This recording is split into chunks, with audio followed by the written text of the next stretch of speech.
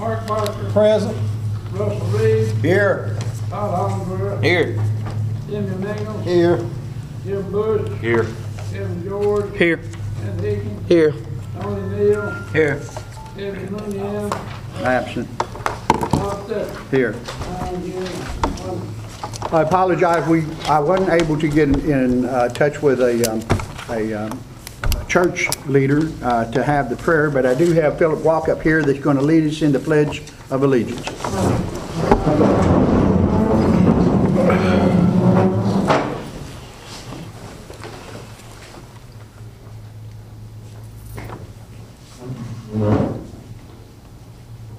Pledge allegiance to the flag of the United States of America and to the republic for which it stands, one nation, under God, indivisible, with liberty and justice for all.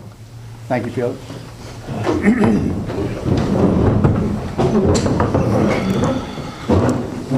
Okay, we have the summary of last meeting minutes. I'm sure that I've left out something. I didn't have everything else in front of me.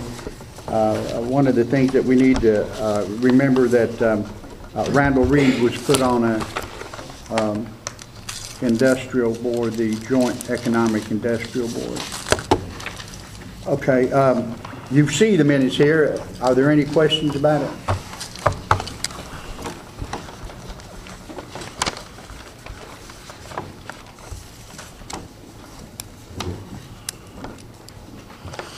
If there's no questions, I would entertain a motion to accept these minutes.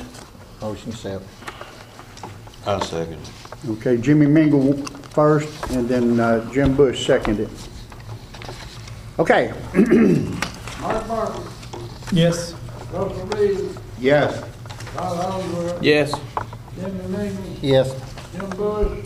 Yes. Kevin George. Yes. Ed Higgins. Yes. Tony Neal. Yes. Bob Stephen. Yes. Are there any committee reports that anyone can fill us in on? In the audience too, any committee reports? Okay.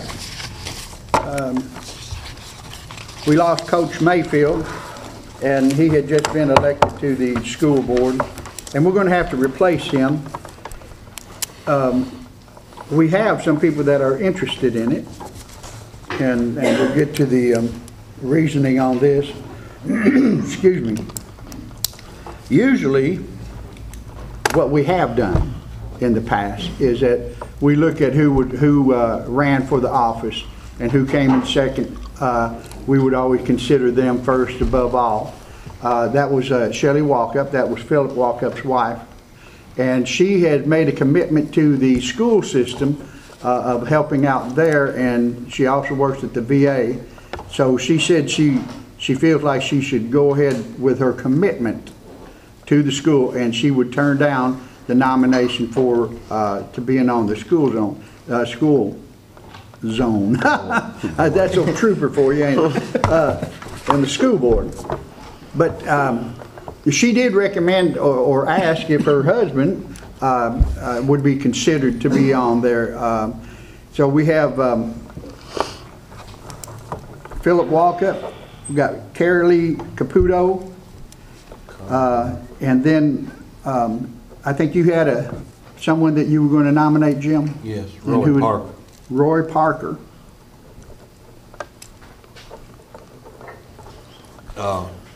Roy had been in it before, and he chose not to run the last time. But he said in order to help things run smoothly, which he knew how everything was running at the school board, and he said he'd be glad to take it over until election time. But then after that, he would not run for the position. He would just go ahead and just bow out, and whoever wanted at the time of the election, then it's up to them to run for the seat. Mr. Gannon, did you have anything particular to say about replacing this school board member? No, sir. I know it's y'all's decision. I know it's a tough one, especially with losing coach. It has been for me. I would prefer someone that knew the system, knew what they were doing, somebody that didn't have to go to the classes and stuff, like new board member classes. I think Roy's already been through all that, so I'm just looking at experience. Well, I'm looking at one thing like this. I don't, Miss Caputo in here? I saw her just earlier when I picked up this drink. She was there at the, I'd like to know if the person that is wanting to be on the school board right now is planning to run again. I mean, because we'd be giving somebody an uneven, not a better chance of winning. You know how it is if somebody gets replaced and they're only in there for a year or 2 years, everybody gives them the second, gives them the vote because they don't seem like they've had the time to prove themselves. So they give them 4 more years to prove them. I'd like to know if the people were going to run again because the idea there with Roy Parker to where he said he's not going to run would put everybody on an even playing field. But we're still looking for what's really best for the kids. It's really irrelevant whether they're going to run again. The only thing that's relevant is that we need to make sure we put the person in there that has the ability. Right. And if there is experience there, that's extra. We need to make sure we put somebody in there that can do the job and do a good job and has done it if there's somebody there. Which, because we're actually stepping into a place that the people usually get to make Right. this decision. Right.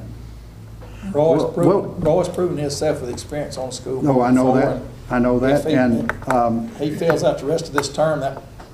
that's probably the best. But I mean, it's like you said. Of course, you say that it doesn't depend on whether or not they're going to run again. I feel like it almost does because it gives, like I say, it gives them a better chance to be in there. But it all boils down to who's going to do the best for the school system. Now, when we're talking about experience, Miss Caputo is a teacher. She just retired as a teacher last year, I think 2011, with 30 years or more. So she certainly knows what's going on in the school system, I would think. So, and then Mr. Walkup, you've never been in this position before? No. Okay. And Is Roy Parker here? Or? yeah, Roy's here. Yeah. Over here in the corner. He can't hardly speak right now, he said, but the election committee has to know that there's certain criteria that they meet. You know, that the fact is that they do indeed live in the city, which all of them do. And then, of course, you're voting. You need to be registered as far as that goes. But I'm going to put it up for opening then. I'd like to have some nominations. I want somebody to lead it off. Well, I'll make the motion for Roy Parker. I'll second it. Who's second? I did. Mark. And is there any other nominations? I'll nominate Philip. Philip Walkup. Okay. I also think if they're interested, they ought to have a fair shake at this. Yeah, you're right. Any more? I nominate Ms. Caputo. Miss Caputo. Okay.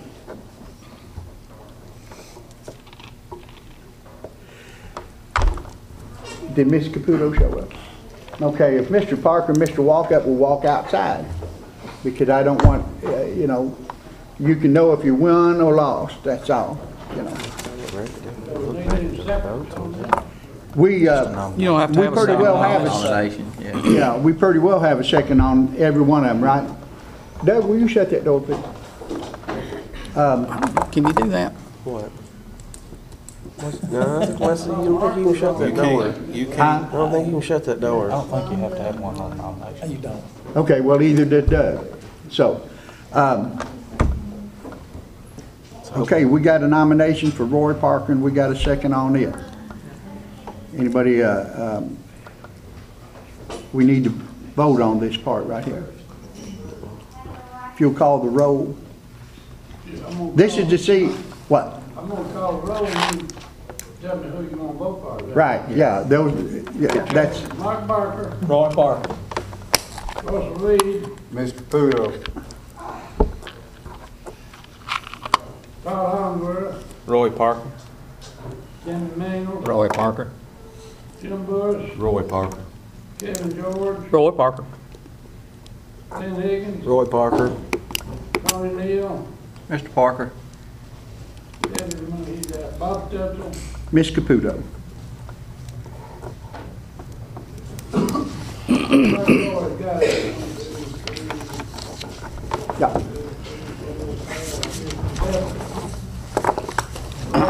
You can bring them back in. We need to check and make sure we can do that. Huh? I really think we should ask them to leave. I don't think so either. It's an open meeting. To go out. Yeah. I don't know, but I'm not saying that, just, we need to check. Well, don't you, I mean, it would have been a little bit, I'm Well, it's, trying to share it's this public record though. information. They can, I mean, It's he open. can go back to Bobby's office and get them, Sure you can. but what's the difference? I don't know. I understand your point, but I don't think you can ask them to leave, I don't think. You see mine. I see yours. Okay, under You're on the, the same page. to make this announcement there, the board had a majority for Roy Parker to be the school board member. So what do you need to do with Roy? Does he need to be sworn in on anything? We'll swing in after the meeting, come to the office down there, and I'll show you. Okay, you collect your $5, right? Two of them didn't pay the last time. He'd be enrolled. I don't know where they.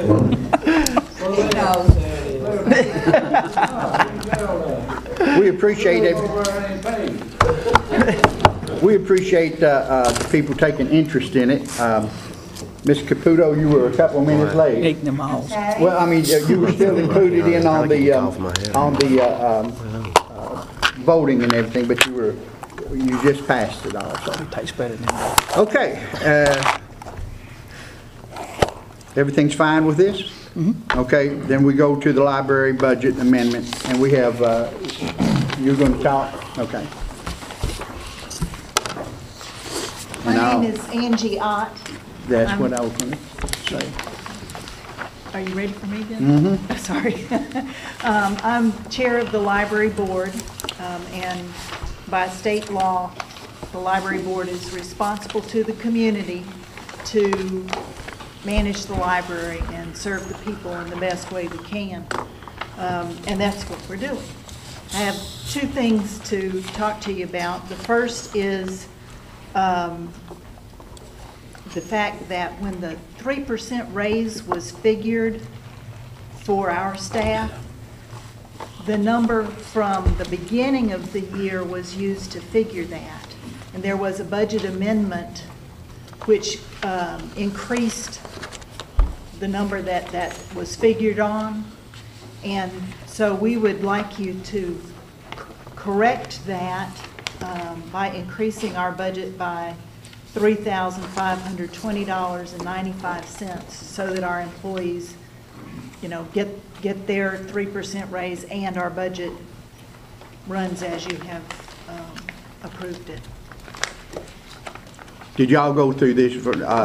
Miss Allen had explained it to me at the time, and all they're asking for is for what was awarded to them. And there it was was just an oversight. Yes, it was an oversight, The figure right. that the 3% was applied to was the beginning figure, and it had been amended during the year. Right, right. Is there, and she has included in there on the budget amendment request, she's showing where the money's going and what it does. So, thank you, Ms. Ott. Okay. You're there for, well, these men will jump up and ask you right away, Okay. if there's something that they need to know. So I just feel like everything's fine. I'm waiting. Are you going to vote on it now? Yes, we are. I'm going to make Okay. a motion that we approve this budget amendment, and then we'll discuss it. What happens if we don't vote on it at this meeting? Well, I think everything goes down to the end, and, you know, at the last, you know, they have the money now by saying that, well, we got the money, but when it comes to the end of the year, they won't have that money. This Because has they'll be run out of it. nothing to do with y'all. But we're right back where we were a year ago, seeing these for the first time, and without them going before the budget committee, or the budget committee even having a chance to study it or look at it or anything else. This is not, this is not the only one that we're going to look at today. That there's an oversight on? Well, no. It's not like they're asking for something that they're not already. This is, what I'm saying is nothing to do with them. It's not the only budget amendment we're going to look at. And we said that we weren't going to vote on budget amendments at these meetings unless they had been before the budget committee. Right. And this is not a budget committee meeting. And I guess what I'm asking you, what happens if we wait and we have a budget committee meeting between now and the next meeting? Okay. And then you can have a recommendation from the budget committee to okay them. Okay. Now, I have to say this. When I walked into the courtroom this morning, Miss Allen said, I was here at 9 o'clock for the budget meeting. Sure was. I was here too. And there was nobody that were going to take it up. We got written up for having budget committee meetings without having a minute taker and all that stuff going along with it. And the budget committee, their job is finished when the budget is approved. The amending of it is totally the responsibility of the whole commission. Of the whole commission, right. And you almost said in my opinion, didn't you? Well, that's your opinion. In my opinion. I think so, and I think there are others that, you know, because we got that letter from the, wasn't Attorney General, but one of the state people that said this is the way, if we're gonna have those meetings. It was from the comptroller. We're gonna have to have minutes and all that, have an agenda and publish all that. That's just double doing what we've had, Bob, over a week to look at this. And if anybody had a question, I know that Angie or anybody could have answered the question. And it's in black and white, just as clear as a bell. Well, we can always vote no. It's your choice. I just don't think, I think we're just beating something to death when we have budget committee meetings an hour before and then have to go over the same thing 1 hour later. The issue is that my issue with all of it is the fact that for so long we've had things thrown down in front of us. This was in our packet. This is not an issue. That's right.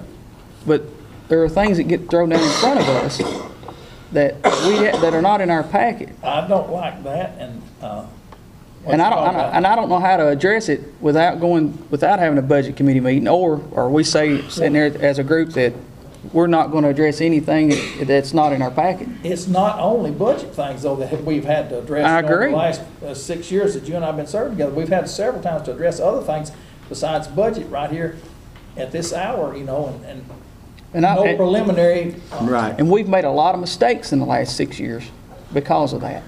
And Right, I agree on that. But it's also, this is what I'm trying to understand, Kevin, is because this budget has already been in effect. And all they're not asking to bring something else in, they're asking for us to give them what we gave them. And I've said it, this will be the third time. What I'm saying has nothing to do with their amendment. My issue is that I guess what I'm asking is, can we have it, can we decide that we're not going to address anything that's not in that packet as far as the budget amendment? As far as spending money? As far as spending money. I think that's. I don't want anything put on this table in front of me again that I haven't seen until it's laid down here. Right. And I have to make a decision. And we've on it. all agreed on that. Well, we voted earlier, didn't we, that Yeah, we when did. he cut the limit off to put it on the agenda, that we weren't gonna address it till the next month. The next month. One of his stipulations, Bob, when he Yeah. took over, Right. was that nothing would be put on the Right. table if it didn't go before the budget Right. committee. Right. Now, that was, you know, This was in your packet. Oh, you're talking about this here? No, this is not any amendment. This is just showing what, I just laid it over because it wasn't in my packet. okay. You're right, okay. All right, give me some advice, y'all. What do you think? I make a motion we approve that amendment. Okay, is there a second? Mark done already made the motion. I'll second it. Kevin second. Let's vote on it. Mark Barker, Yes. Russell Reed, No. Paul Hollenberg, Yes. Henry Langham, Yes. Jim Bush. Now, is this the first and last time that we're gonna do this like this, or we continue gonna do like we did in the past?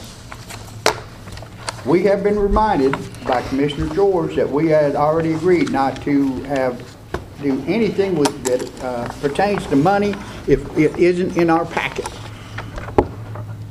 And this one was in our packet. This was out. Okay, well, I just wanted to make sure that we're all understanding on that. Yes? Kevin George, Yes. Lynn Higgins. Yes. Tony Hill, Yes. Mark Barker, Yes. 1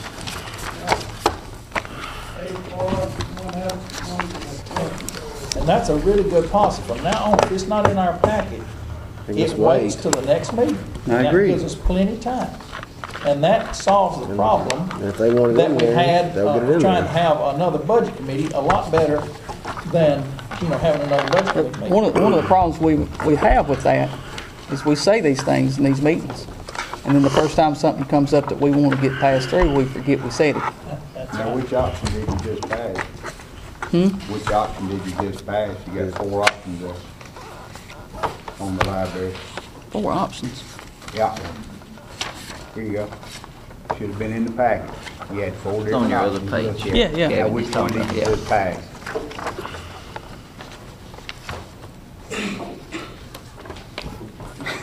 Well, the first 2 are the same number. They're all the same number, aren't they, Rita? There's different Well, ways one lined is, up. one of the options was that the library just gets shorted. Yeah. And we Right. don't want to- One of the options was them cutting time. That's just an explanation of what would have happened. Right. Right. Well, the second part of our request is an increase to our budget. And I think you've done my everything. timing Now is the worm terrible. burns. My terrible, my timing What, is wait, terrible. what she's fixing to talk to you about has nothing to do with this amendment, okay? Right. She is, we've set that aside and she's fixing to talk about something completely different. Yes, the correction you just made is separate entirely from our need. We have asked you for 2 years for additional staff, and you have said, please go back and see if you can stretch a little more, find some volunteers. And that is what we've done. We have volunteers filling every position that a volunteer can be depended on to do. Now we are at the point of being unable to staff the library in a safe way because we don't have enough staff. What we're asking for is 2 half-time people, a total of 32 hours a week. Our library is open many, many more hours than other, well, at least the courthouse departments. And our staff does amazing things, but people are being left alone to run the whole library. And I don't know if you've been over to see our $1.2 million project that has pumped at least $1 million into the local economy and is going to be a major asset when any business is looking to relocate. But it's big. It's big. Ma'am, with all due respect. Yes. To y'all and to the people in the library, at this time, we cannot entertain an increase in NOPAC until budget time. Okay. When is your project going to be done, Angie? In December, we think. And you said there's an By the extra first of the 6,000 year. square feet or 3,000. 3,000 square feet. More. But even if we had not changed the building, we've been asking for this staff for 2 years because we've needed it, and we're going to need it even more. Now, these 2 half-time people would each, first of all, we'll only need them for this budget year from December through June. So it's only $4,210.71 for each of those 2 employees. And that will allow us to maintain at least a safe staff level. Now, the alternative, if we don't get enough staff, is that we will have to start closing the library more. We just can't keep it open that way. And we are the top library for a county size in Middle Tennessee. It's a great source of pride. And if we do have to close, we will be in violation of our maintenance of effort agreement with the state. If that happens, we lose 60% of our books. 60% of our books and all the services that the state provides. And we will not be a source of pride at that point. It will be extremely embarrassing. We've done what you've asked us for 2 years, and we just are at a breaking point. We create a great deal of our own funding. The addition to the library and the renovation is not costing the county government anything. And we're probably going to, well, we've replaced all the windows to lower the energy cost. We're putting a radiant barrier in to lower the energy cost. That's the part that affects the county budget. You know, there's a lot of money being spent by people in this county to provide this great library, and we really need the staff. Ma'am, I understand what you're saying, but Yes. with our budget at this time and the way we've got it set up for this fiscal year, we, at this time, cannot do it.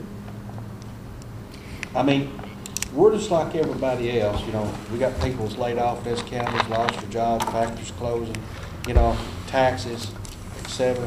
We're trying to run this on a shoestring budget, which we have this year. And, you know, and honestly, in my opinion, there's no way that I can look at anything until our budget process starts for the next fiscal year. I hear you and I understand.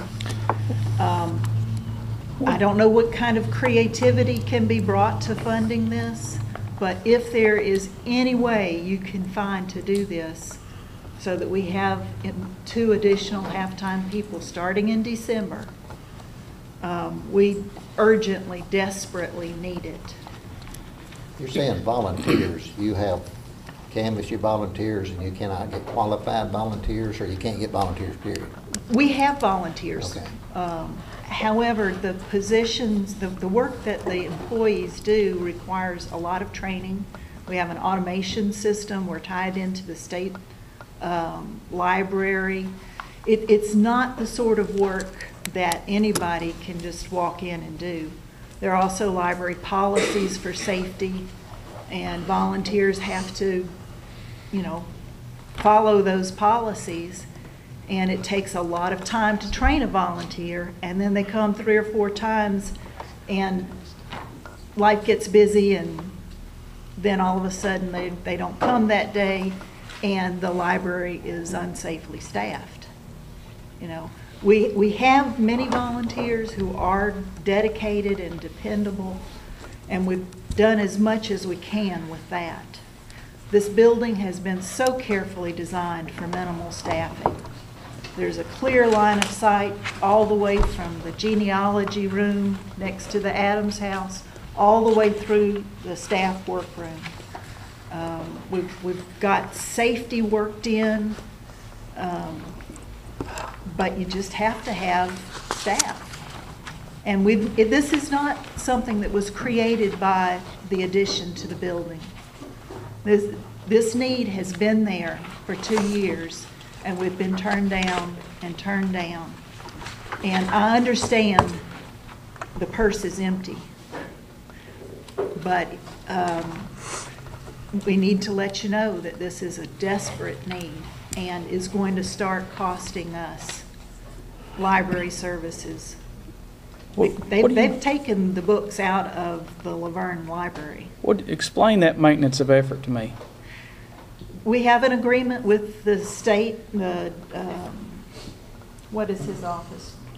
Trey Hargis, the Department of State, that we will not decrease our hours of service during a year.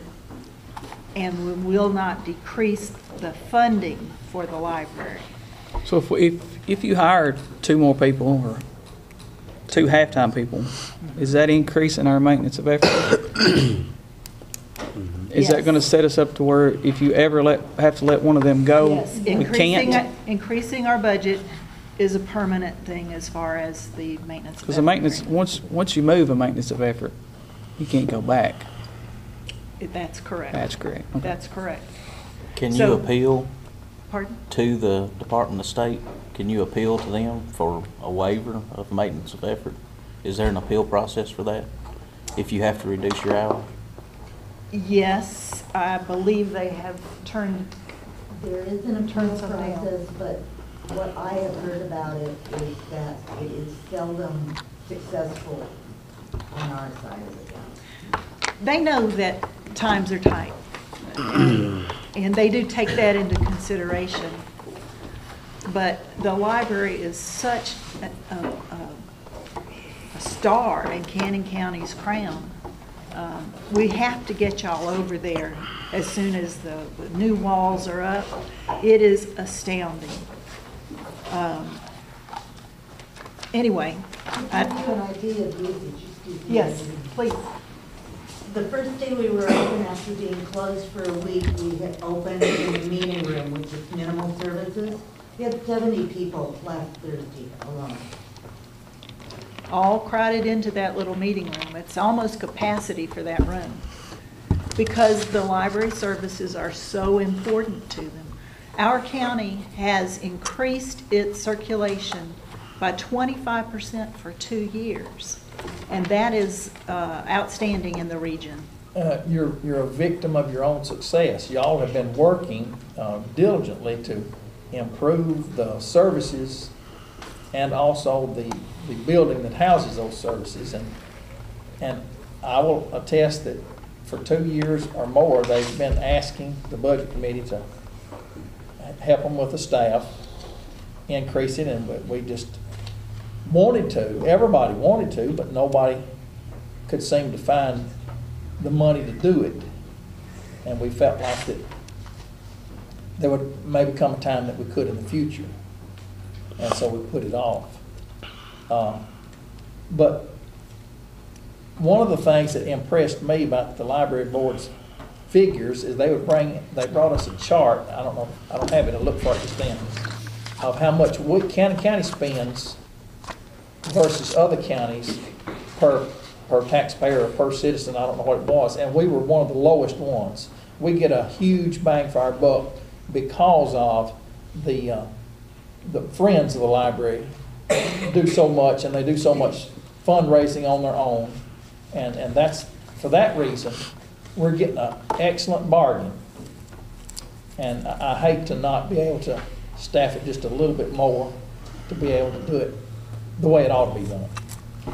Nolan Travis was here for the 9 o'clock budget meeting. He had to go. He's a trustee on our local board, but also represents us on the regional board.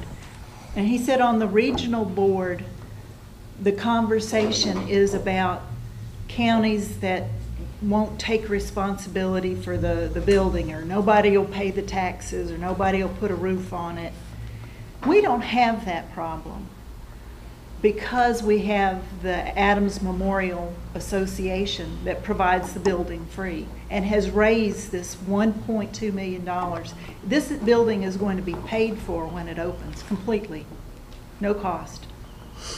And please find some way, however creative it is you have to get it.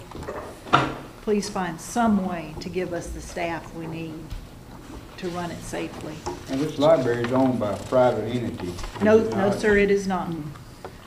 The building The building was built for this purpose by 401c, is it a 3?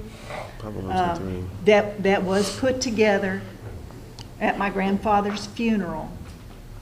But it is not, it was built specifically to provide a building to the county. And that's its only purpose. If we stop providing that building, I also sit on that board. If we stop providing the building, then the association goes away. But the association is really dedicated. However, the county, this commission, and the Board of Trustees, through your appointment, are responsible for actually running the library. We just get free rent and free insurance of the building and many, many expenses paid. If our air conditioner goes out, y'all don't know about it because the Memorial Association takes care of that. When the building was not accessible and needed more space, y'all didn't have to hear about it except in a good way, that the $1.2 million project, which hires local people to work on it, and they eat here in the county while they're doing it. It's a lot of money coming into the economy. And y'all don't have to worry about doing that building because of that. But the library itself is a county organization, and the county is responsible for its running. There is no Adams Family Trust that supports the library. There is now through the community trust, we have a trust that will maintain the building for perpetuity. But the functioning of the library itself is up to the county. And there's no rescue from outside, except that the Friends raise a lot of money and meet unforeseen needs. And Is there any other revenue streams into it besides what the county puts in and what? Oh, yes. What so where's the? I guess what I'm asking, can the people that use it? no, that is forbidden by law. We cannot charge people to use the library. All of our services must be provided for free, except for the fax. We actually make money on our copy machine and the fax machine. Those are quite busy and are an income stream. So the county's in a position now to, by law, that we have to provide free internet service for anybody that wants it. No. You don't have to do that. I don't believe that would be covered in maintenance of effort, would it? Services? It's not in maintenance of effort, but in order to get E-rate, which if you look back at the budget information I've given you in the past, in order to get E-rate, we have to comply with the rulings of SEPA, which is the Children's Internet Protection Act, which includes access and filtering and all that. It all kind of falls together, but we get the E-rate from that. We also get the LSCA, Library Services and Construction Act, and Technology Act, money that helps. It's a 50-50 split on buying computers and things like that for the library. Those things would go away if we were to charge. But by law, the services can't pay for themselves, is what I'm asking. That's correct. Right. However, the county, what percentage of our budget is actually provided by the county? About 60%? I think that much. About 50, yeah. Yeah. There are, between the copy machine and faxes and fines, which is how we can raise money, donations from the Friends,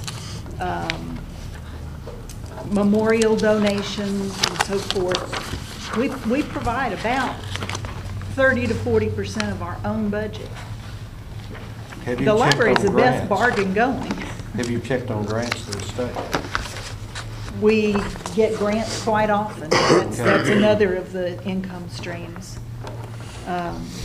Have you Rita checked on Allen the grants is- for that? For staffing, Yes. most grants won't hire people for you. They don't cover personnel. They'll No, I'm not, cover I'm talking about the purchase. money to U-Haul. So one of the things on that is that you can't be guaranteed that grant is going to be there next year. Well, I understand that. And Have if you can't lower have your. you, spoken to May Beavers? One thing that Or Mr. worries me Lott? about, Several what worries me times. about the grant business, if you get a grant and you put 2 people in place, And then if you the don't grant get the falls next year- through, Yeah. maintenance of effort puts you on the hook for it. Right. And what did Miss Beavers say? We've talked to her in general terms. What- Everybody loves the library, you know. But nobody wants to pay for it. Nobody wants to pay for it. I want to take up your question about internet services. If we didn't have internet services, our circulation would go way down because they are so important to the people of this county. A lot of people have had to give up their home services, or they never had them. They're not available where they are. And they cannot apply for a job without an internet connection. Most larger companies, Home Depot, Lowe's, if you can't fill out your application online, they're not going to call you. They won't know about you at all. Unemployment benefits, you have to go through the internet to get them and file is it every week? I'm not clear on that process. Well, I mean, they have a But phone number too that you call too. I mean, you can They re-app every discourage week. you from doing that.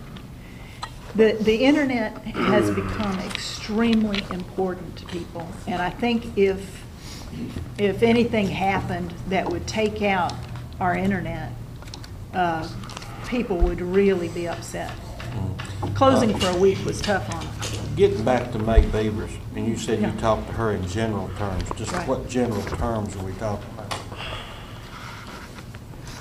That- Hi, how are you? Have a nice day. Did you have a hard day at work? Have What you kind of seen our conversation? library? She came to the Friends of the Library roast last time. Did you I approach have her not. about I funding? have not asked her for additional funding for our county's library. Have you checked with UCHRA, with Upper Cumberland Human Resource? No? I can't answer your question about the percentage. I don't have my calculator with me, but last year, out of the general fund, you gentlemen gave us $105,720. And our whole budget was $148,121. We generated from other sources $42,401. Plus the building. Plus the building. All the maintenance and so forth. That the library doesn't cover. You might want to check with Upper Cumberland, because, I mean, they provide money for part-time help. That's somewhere to check with. I know they've provided some for our county government. Well, I'll certainly look into that.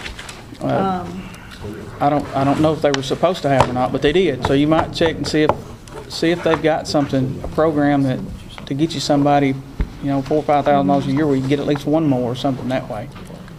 Okay, we have been, as you had called it, trying to be creative on it, and it looks like they were all trying to help you find it, someone Right. that could show a resolution to it, to resolve it. But we need to address the one situation that she's asking for, because we need to either put this off and let it go through a budget committee. Yeah. Because, see, you know, we're getting back to what Kevin was talking about. We can't act, we just got through saying we wouldn't act on anything that wasn't in the packet. Yeah, and this And what was she's in the talking about packet. wasn't in the packet. This is in the This packet. was in fact, yeah. Yes, sir. It's part of it, Yes. that extra money's on there? Yeah, you Yes, got, it is. you've got the typed out one right Oh, I there. didn't see Yeah, that. it's all That's it right written there. out Oh. for you. Yeah. And we were here at 9 o'clock for the budget meeting I that we know. thought was going to happen. Well, I didn't think it was gonna happen, but But And we'll show up for another meeting if that's what it takes. If citizen input would help, we can have people call you. ma'am, what, what I am trying to explain. During the fiscal year, we have a budget just like you. Right, right. And you just don't. We have money. hopefully know at the end of our fiscal year that what we're gonna be looking at, whether it be, and if there's an emergency comes up or something like I won't that. speak to that. We're looking at a fund balance of $112,000 beginning June 30th. We give you 12,000, we're down to 100,000. We've only got, what, 10 months to go? Right. We just started. That's right. So you've got to look at what we're looking at, I understand your problem. Yes, sir. I truly do. I'm clear on But that. then you have to understand what we're having to do. We're having to look out for the whole county. Right. And with our budget running as close as it is, See, we got in the same thing with the election commission. They wanted to Exactly. increase their salary now. And Yeah. understanding why you couldn't do Will they it. penalize you, or Rita, will they penalize you for maintenance of effort if we don't make a mid-year correction like is being requested now? This is a mid-budget request. You see what I'm saying? The one you just approved? No, the one This we're talking about now. This one right now would be a mid-budget addition. No, Would the they- only penalty comes in when we have to reduce services. Okay. When we have to close because there's only one person available or there's no person available. But if you, We're having to close Auburn Town sometimes now. If you reduced hours just to get through half of a budget year, they might not, No, they would require us to go through an appeal process if we do not meet our maintenance of effort. for how long? Half of a year or a whole year? That's my The report question. is done for a year. Okay. We might not feel the effects until the next report goes in. I sign this paper every year. It's in the spring, isn't it? It's waiting right now because I wanted to find out about this particular issue before I give them the numbers for what was appropriated for this area. On this budget, Rita, at the first of the year, did you anticipate anything, knowing that you're gonna have a $3,000 square foot more addition to it, or? Yes, and we requested They that did. all of the budget submission included the things we're asking for here when we came in That's right, May. in May. For the request. There's nothing different there than what we asked for. This is basically asking again. Right, it's saying we've stretched to the breaking point, and when we break, there are consequences. And we are very important to the people we all serve. And If we do this in the middle of a budget year, what do we do the next meeting when Darrell comes and says, I didn't get everything that I needed, and I've got to have a new building, or I've got to have, or the fire department? There's a reason you set a budget. did you approach the city? I don't remember hearing anything about the maintenance of effort during the budget committee. Charlie, That's my issue. That's what my. Charlie has left. He is on the city board of aldermen, and he takes care of us pretty well. They did increase their contribution a couple of years ago, didn't they? Before I came. The city contributes $5,000 per year, and it is included in those maintenance of effort documents as well as your Smells like smoke. contribution. And their response has been, the city residents are already paying county taxes, and this additional $5,000 is an additional contribution by them, that they are paying double. We have I've not been always said that. successful. I've always said that. We've not been successful in Move out the changing city. that. And we can't do this by donations. You can't hire somebody based on donations. We can create an emergency at the end of the year by hiring somebody and paying out of some other pocket, but we don't feel that's responsible. And I want to compliment you for being responsible all these years that I've been associated with the library. Y'all have been very responsible with your finances and the way you do things. And the only time I had a problem was, a little bit about the internet at the very beginning, and that was Right, right. Everybody's happy now, as far as I know. that's right. And we're there. We meet every month now because that's what it takes to run this library. And that's all volunteer hours too. So Okay. I think I've said everything I can say to influence you. I think you understand our position very clearly, and we understand yours, that I you think, don't have money, but I think we need that we can certainly keep this. This is something that is almost, even though it was in our packet, the explanation and everything else, we probably didn't realize exactly what was going on, or I didn't realize it. And I would ask that you pass on it this meeting, and then request to talk to us a little bit later in the year, because even if we were to say yes, we still got to figure out where the money's coming and what damage it's going to do. As what Commissioner Higgins said, you know, when you take it out, it's lowering, and it's very uncomfortable having a low money right. on our Not, if county. you're committed to staying with that budget, it's not uncomfortable. If we stay with it, we'll have 112,000 at the end. It's still It's be uncomfortable. more than that. If you stay with it. If we don't stay with it, yeah, we might run out. That's the purpose of having that budget, so we don't run out. Thanks. If the city and county income shows a little bump, I hope you will keep the library in mind as a source of that income bump because of the $1.2 million project that's going on. And all the people that come into town to use the library and come from out of town to use our library. We help the county in lots of ways. So thank you for your time. Thank you. And we will do anything you ask to help you make this decision or find a way. Thank you. ma'am. Thank you. Thank you. All right. Y'all keep that on your mind. With all the other stuff you have to keep on your mind. All right. Number 8 is County Garage Budget Amendment approving the purchase of a John Deere tractor and bush hog. I also sent in the package their proposal form, and we also show where First National Bank is giving them an interest rate of 2.43% on this 3-year note. And if you look in the back, just like any other thing, it says that the county garage could pay it off if they wanted to. And I think that would be completely up to them. They know where their money is. They see it come in monthly. So that one thing I want to ask, and it's just from my own curiosity, how big is this tractor that costs $68,000? It ain't big. No, so it's a About a great. 64 series. It's just About a 6. Is that it's not very big. No.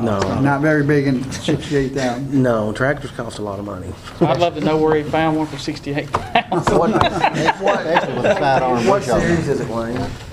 What series is it? 6230. 62. That's that's about what? That's an old I got a tractor too. 6400. That's an older tractor too.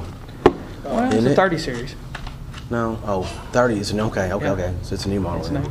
It's new, isn't it, Wayne? Yeah. Okay. I thought okay. That's Well, what replaced the 6400. Okay. 62. Okay. series. All right. I'm glad we got farmers on here. I mean, if you're going to buy, that's what you need to buy. Right, 'cause the that's- most popular size there is, and 10 years from now, he can sell it. And Yeah, well, It'll we've still be jumped, worth they've done exactly what they were supposed to do, and the commission has too, to be able to, on this resolution approving the purchase of that one John Now, Deere. will this come out of debt services? Will this be applied to debt services? No, it's out there. No, it's out of county garage. Yeah, this is- Right. All it is, if we just give our permission, it's just Yeah. almost a rubber stamp, I reckon. I move that we approve the county highway I'll department's. second. We got a second from Clint Higgins. Art Barker, Yes. Russell Reed, No. Todd Hollingsworth, Yes.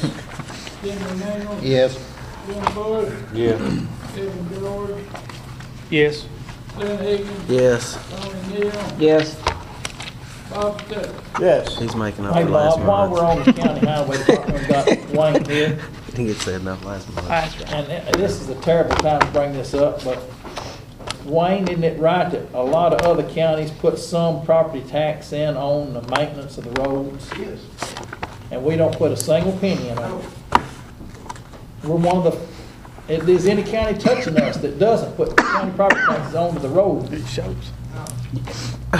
And so, you know, we've been going on the fuel tax stream of revenue and the mineral severance tax stream of revenue and maybe another or two, but the property tax, most counties put some property tax. When somebody calls, I've had calls just since the last meeting from the Brayville area that, you know, we've had 5-inch rain and some of the, you know, washed out in the road and stuff like that. Yeah. And we don't put a single penny worth of property tax on that.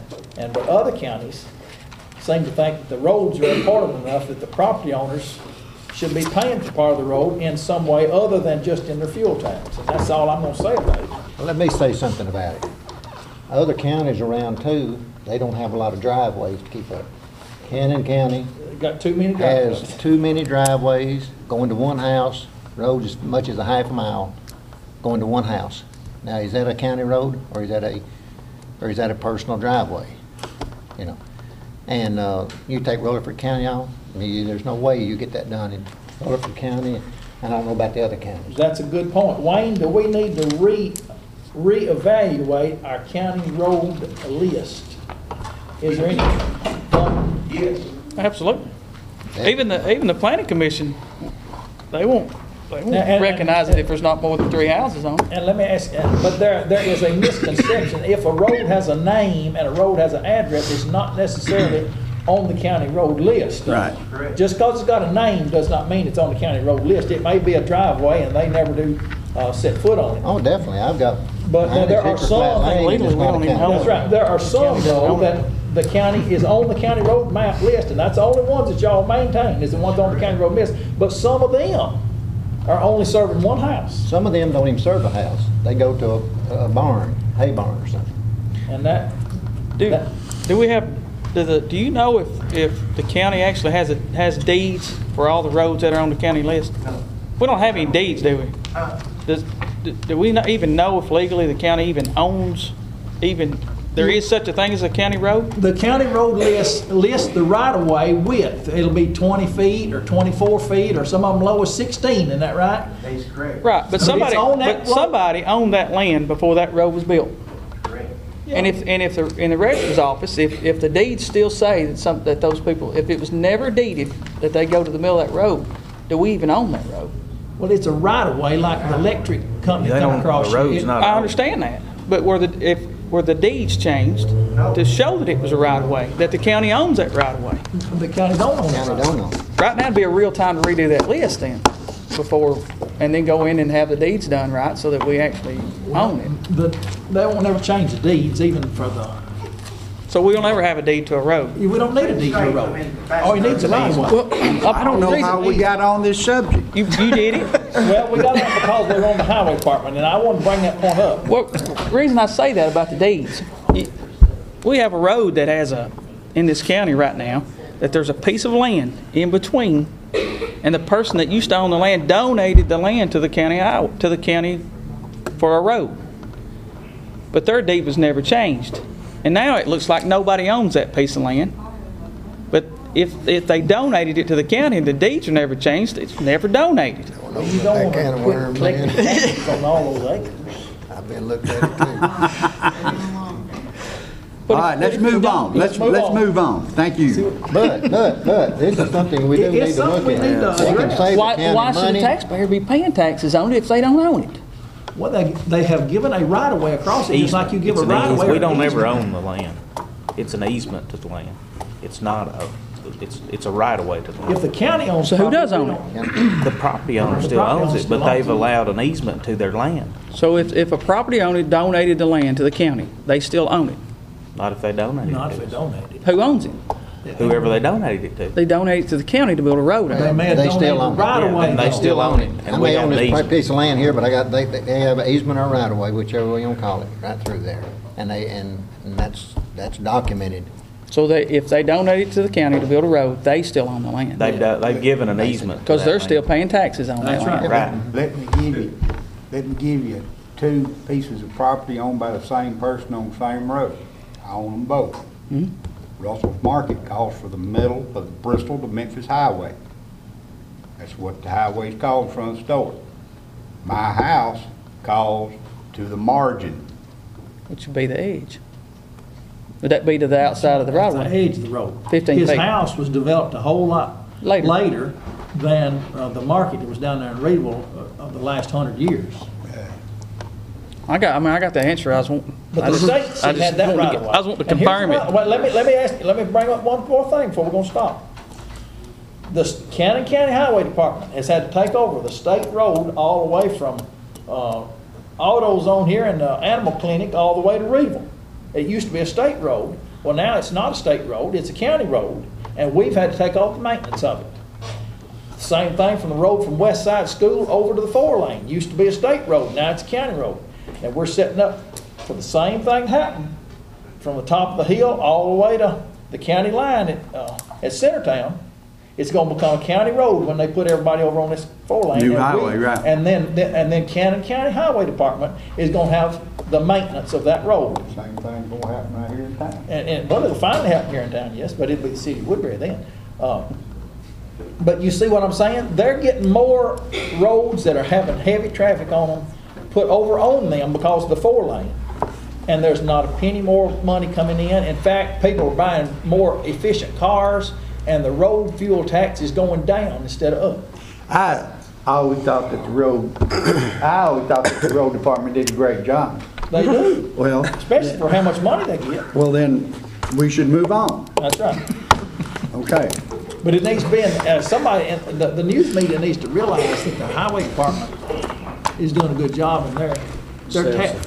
So are we gonna redo the There's list? Mike, he's, And we need to get these driveways We off need to of get the driveways off. It should be 3 or more.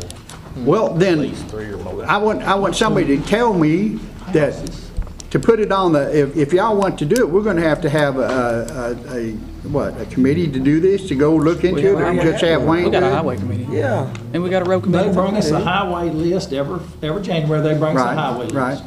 I don't have a list. Okay. And I'm just telling you, they're gonna be more and more and more put on it because of the No, but I 4-lane. don't have a list. of the Before we committees. Committee list. into our next item, number 10, I've been asked to bring out the list for, and it's not there.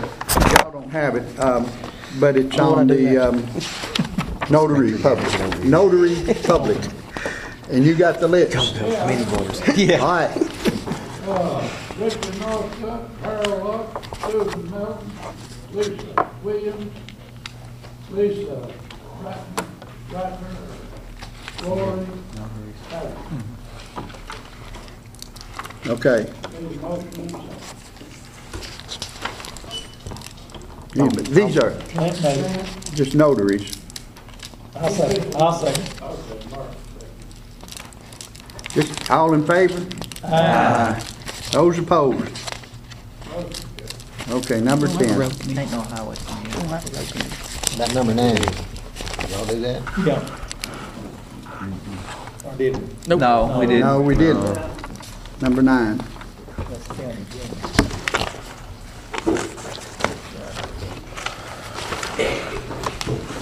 What we need to do is have Wayne, let Wayne fix it like he thinks it ought to be, and bring it to us. I need to tell him that, man. What about that, Bob? Bob don't want to talk about the roads no more.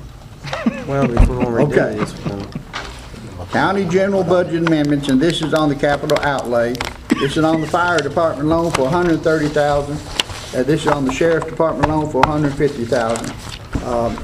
They've got an increase and a decrease of $280,000. And we've Already voted on. everything's been voted on, that right? fire loan for the fire department, it ended up being, what, 142, because they bought the third truck with 142,000 total for the 3 trucks. They were, Right? Okay, but the loan stipulates 130, so we're 12,000 short there. we've already talked about that when we did it. They were given the, to go to 130, and then there was $20,000 supposed to be set away that if they went over that they would Okay. come back to us. And, because it was gonna go 150 all the way.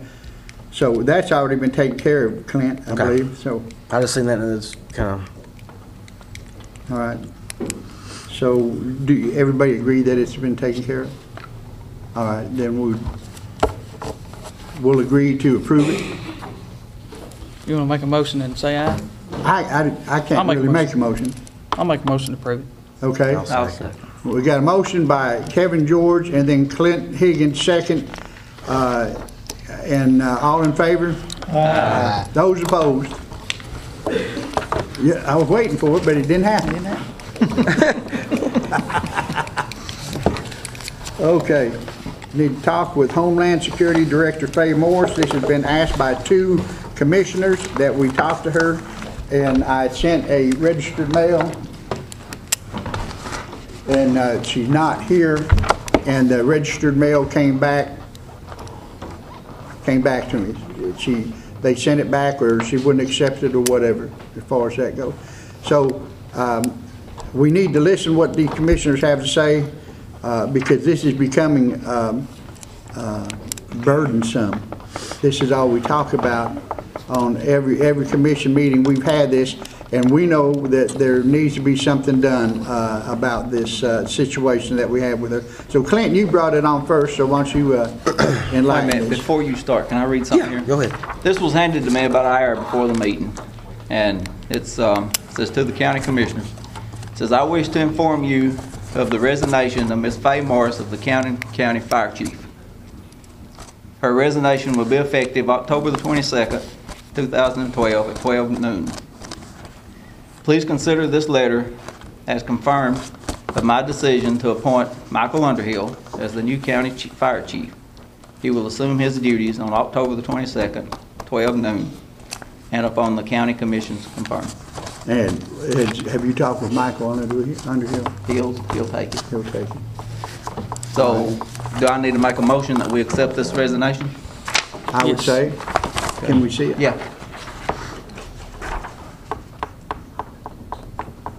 Okay, I'll make a motion that we accept her resignation.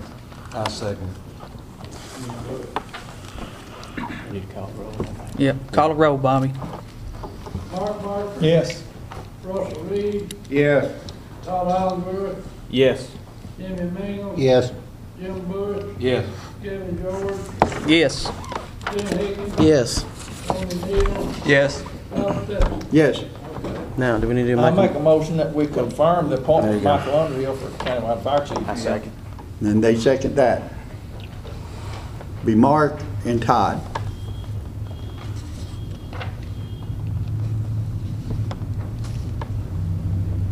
Can she appoint her assessor or does Mike? No, have to that's do that? Mike's appointment, that's Mike's appointment. Mark, Mike's appointed, we gotta confirm him.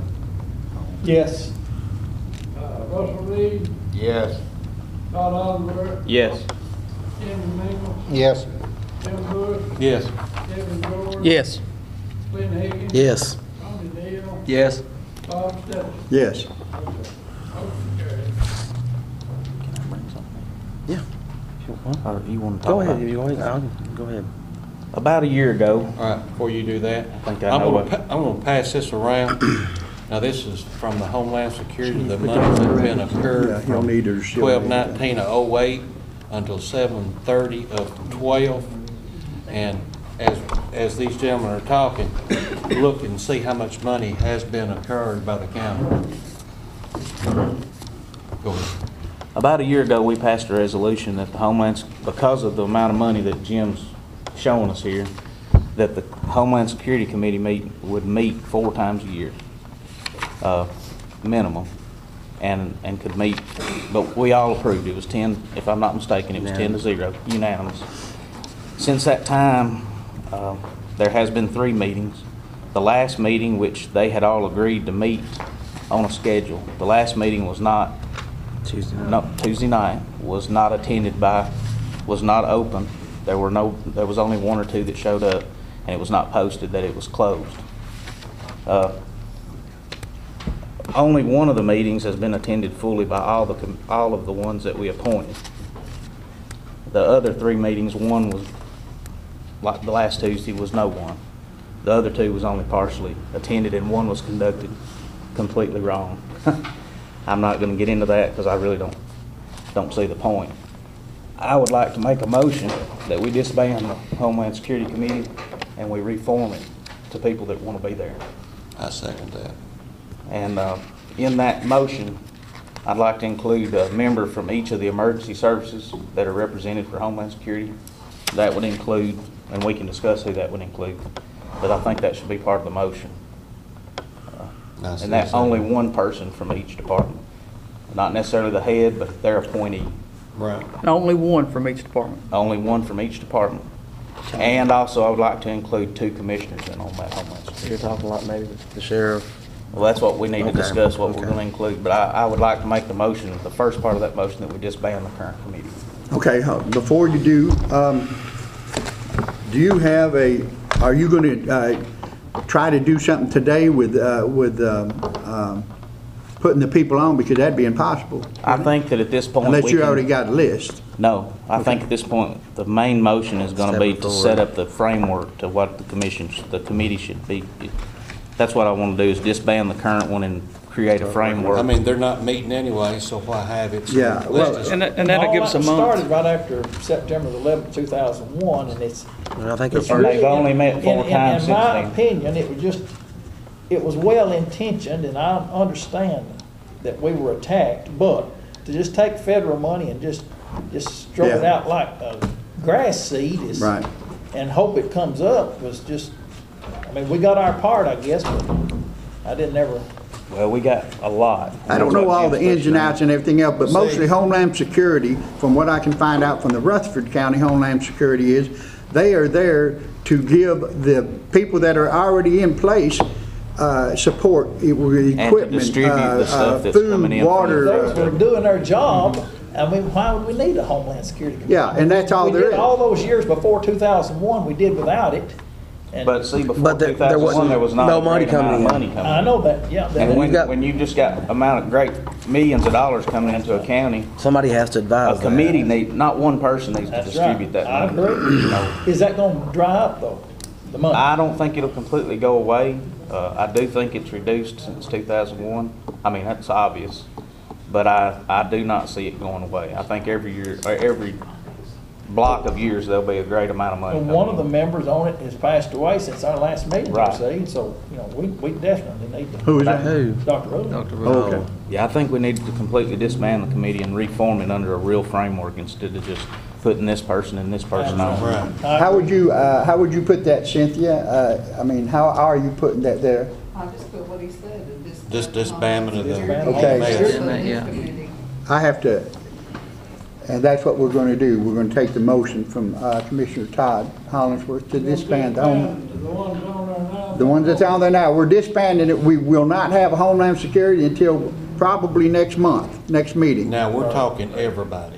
Complete, the Homeland Security Committee disbanded. Yeah. And so every And member. reform it. under a Everybody. real We're framework. talking. We do not have a Homeland Security at this time, whenever we No, I'm talking vote. about Homeland EMS. Security That's Committee. what I'm talking about. Homeland Yeah. Security. Gone. Yes. Okay. Until It's we, still there, but we're establishing new members. right, a new framework too, of how it's gonna be set up. There's a difference in that and EMS, is that correct? Well, now, see, that brings They're up a, represented in the Homeland Security Yeah, Committee. they got representation. Just like the Sheriff's Department. I mean, we can't, Yeah. you know, Right. those departments are You're still on, there. Jim. Okay. You're right, Jim. Right. Can I ask a question? Yes, sir. Why do we need a Homeland Security meeting since the fund is dried up anyway? There's still money coming in and available in grants. And when it is awarded, if it is awarded, there needs to be a committee that can help disperse it equally and fairly. Not just one or two people dispersing Thank you. $200,000. One person. That's the point of what I'm we're not trying to pointing, do right I'm now. not pointing no Sure, fingers. I just sure, want we it set up in a understand. real You're framework. setting up a framework of what is responsible If they need to people would point, do. point them. Right. Okay. If they, Bob, No, if you pointing. will, pass that on I around. said, Oh, if I'm they need to sorry. be pointed, point them. Oh, And just like I One thing, said, hey, we need to make sure that whatever we do with this, we run it through the through our attorney, to make sure that it's legal and that the people we put on it are legally there. So we don't wind up in an IDB deal again where we got people on it that ain't legally on there. Right. And Well, see, we making a got bunch of mess. commissioners on it, and there's some commissioners can't be on it. That's right. That's one I won't be able to be on. Right. I mean, I just want it set up to where each department that it does represent is gonna be represented fairly and the money is dispersed the way Okay. it should be. Before we do anything, we need to recognize Roy Sullivan over there. You give us what you would need. If I may, Mr. Chairman, one of the things to keep in mind also is we're thinking of just the funding side, but it's also the allocation of equipment once it is purchased, because the needs of the Stand county up, and Roy. agencies. Yeah, can't hear you really. Get over here. I better put my hearing aid in. I want to see your face. You have to keep in mind of the allocation of equipment once it is awarded. We're used to agencies getting equipment, and then that's where it stays. The needs of the agencies and county as a whole will change from time to time. There may be a need to reallocate that equipment somewhere different to make it more efficient. So that's something that needs to be addressed in the resolution also.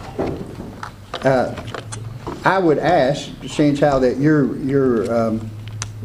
probably going to be on this anyway, being up there at your 911 center, that you make sure that you show up so we can, and bring your ideas with you and your recommendations, because you're in the heart of it. Yes, sir. Okay? Bob, let's go Sir. one step further. I want to know about all the problems that I'm sorry. I want to know all the problems that you've been having in all the other departments with, as far as the money allocation and knowing what y'all have and what you don't have. And where the equipment is. And where the equipment is. Well, if I may, Mr. Chairman, I'd like to hand this out, and then I will read it. It will take me about 15 minutes. That's fine, we got all day. I do. And I gotta go Still down. getting over a chest. Be better if it was raining and have all that. Get all this. Here, y'all. Oh, I can hear, I don't get, I can't hear nothing. I can't hear nothing. He'd like that, he'll follow me home. Watch out now.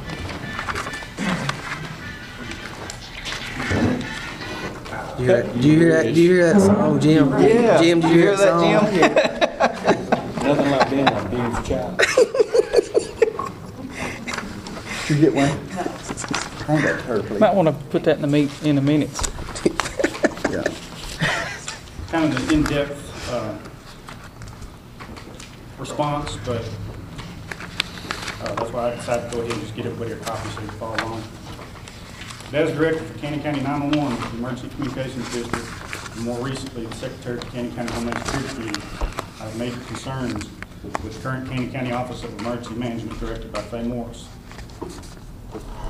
Being responsible for dispatching all emergency agencies in Canyon County, personally witnessed the inadequate response by Canyon County Emergency Management when they are needed most.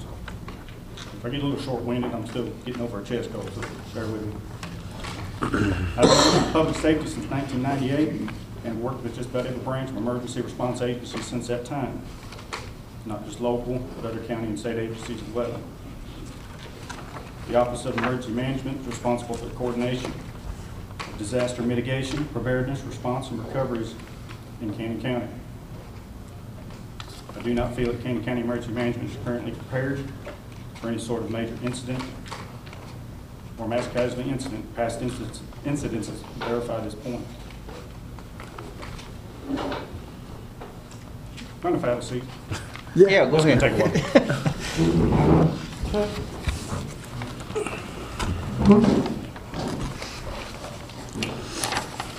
Time and time again, there's been a problem trying to contact EMA when they are requested.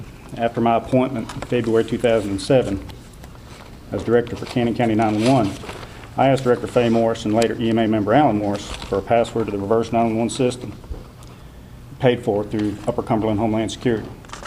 I never received a password and finally had to gain access through Putnam County for the reverse 911 system. And this may create questions as I go along, but just bear with me and I think it'll answer most of them. There's been much tension between Cannon County Emergency Management and myself since I was appointed 911 director.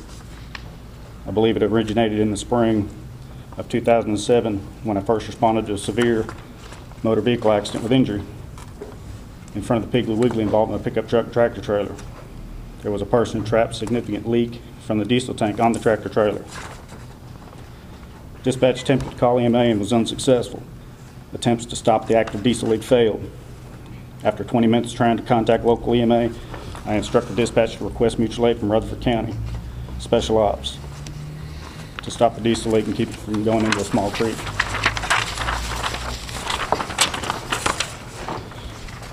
They arrived about 25 minutes later and began the containment. EMA Al Morris arrived on scene shortly thereafter and wanted to know in a very agitated voice who requested Rutherford County, and I told him I did. He became irate and said that I needed to call the locals. I told him dispatch tried to contact him for 20 minutes. Tried to contact EMA for 20 minutes. I explained that the state of Tennessee mandates 911 have a contingency plan in place in the event of certain failures. I asked what contingency plan in the event we can't get a hold of EMA. He replied, you call the locals. I again asked the same question and got the same reply. He stated he wanted to see our contact list and dispatch. We later went back to dispatch and the list we had on file was dated 1996. He stated he would get it updated. A short time later, I received a call from the cleanup crew on site, said they needed to meet with him so I can sign their invoice. He stated that Faye Morris told him that 911 was going to pay the bill because 911 is the one that called. I explained she wasn't even there and it was not her place to say who was paying for what. Since then, I've asked several times for an update contact list and still did not receive an updated list. Eventually, dispatch had to update from the Sheriff's Department contact list. I later contacted Tennessee Emergency Management Agency in Nashville to get a copy of the incident report, and they stated they could not get a hold of anybody from Cannon County EMA either during the incident, and that they would get their information updated also because some of the phone numbers on file didn't work. What bothers me the most with this particular call was at no time did EMA ever express any concern of the patient involved in the accident when at the scene, and was more upset that I requested mutual aid. My job is to get help when it is requested, whether it be as 911 director, an EMT, IV, first responder, or firefighter. I do not believe the family of the person trapped in the truck that day cared who came out.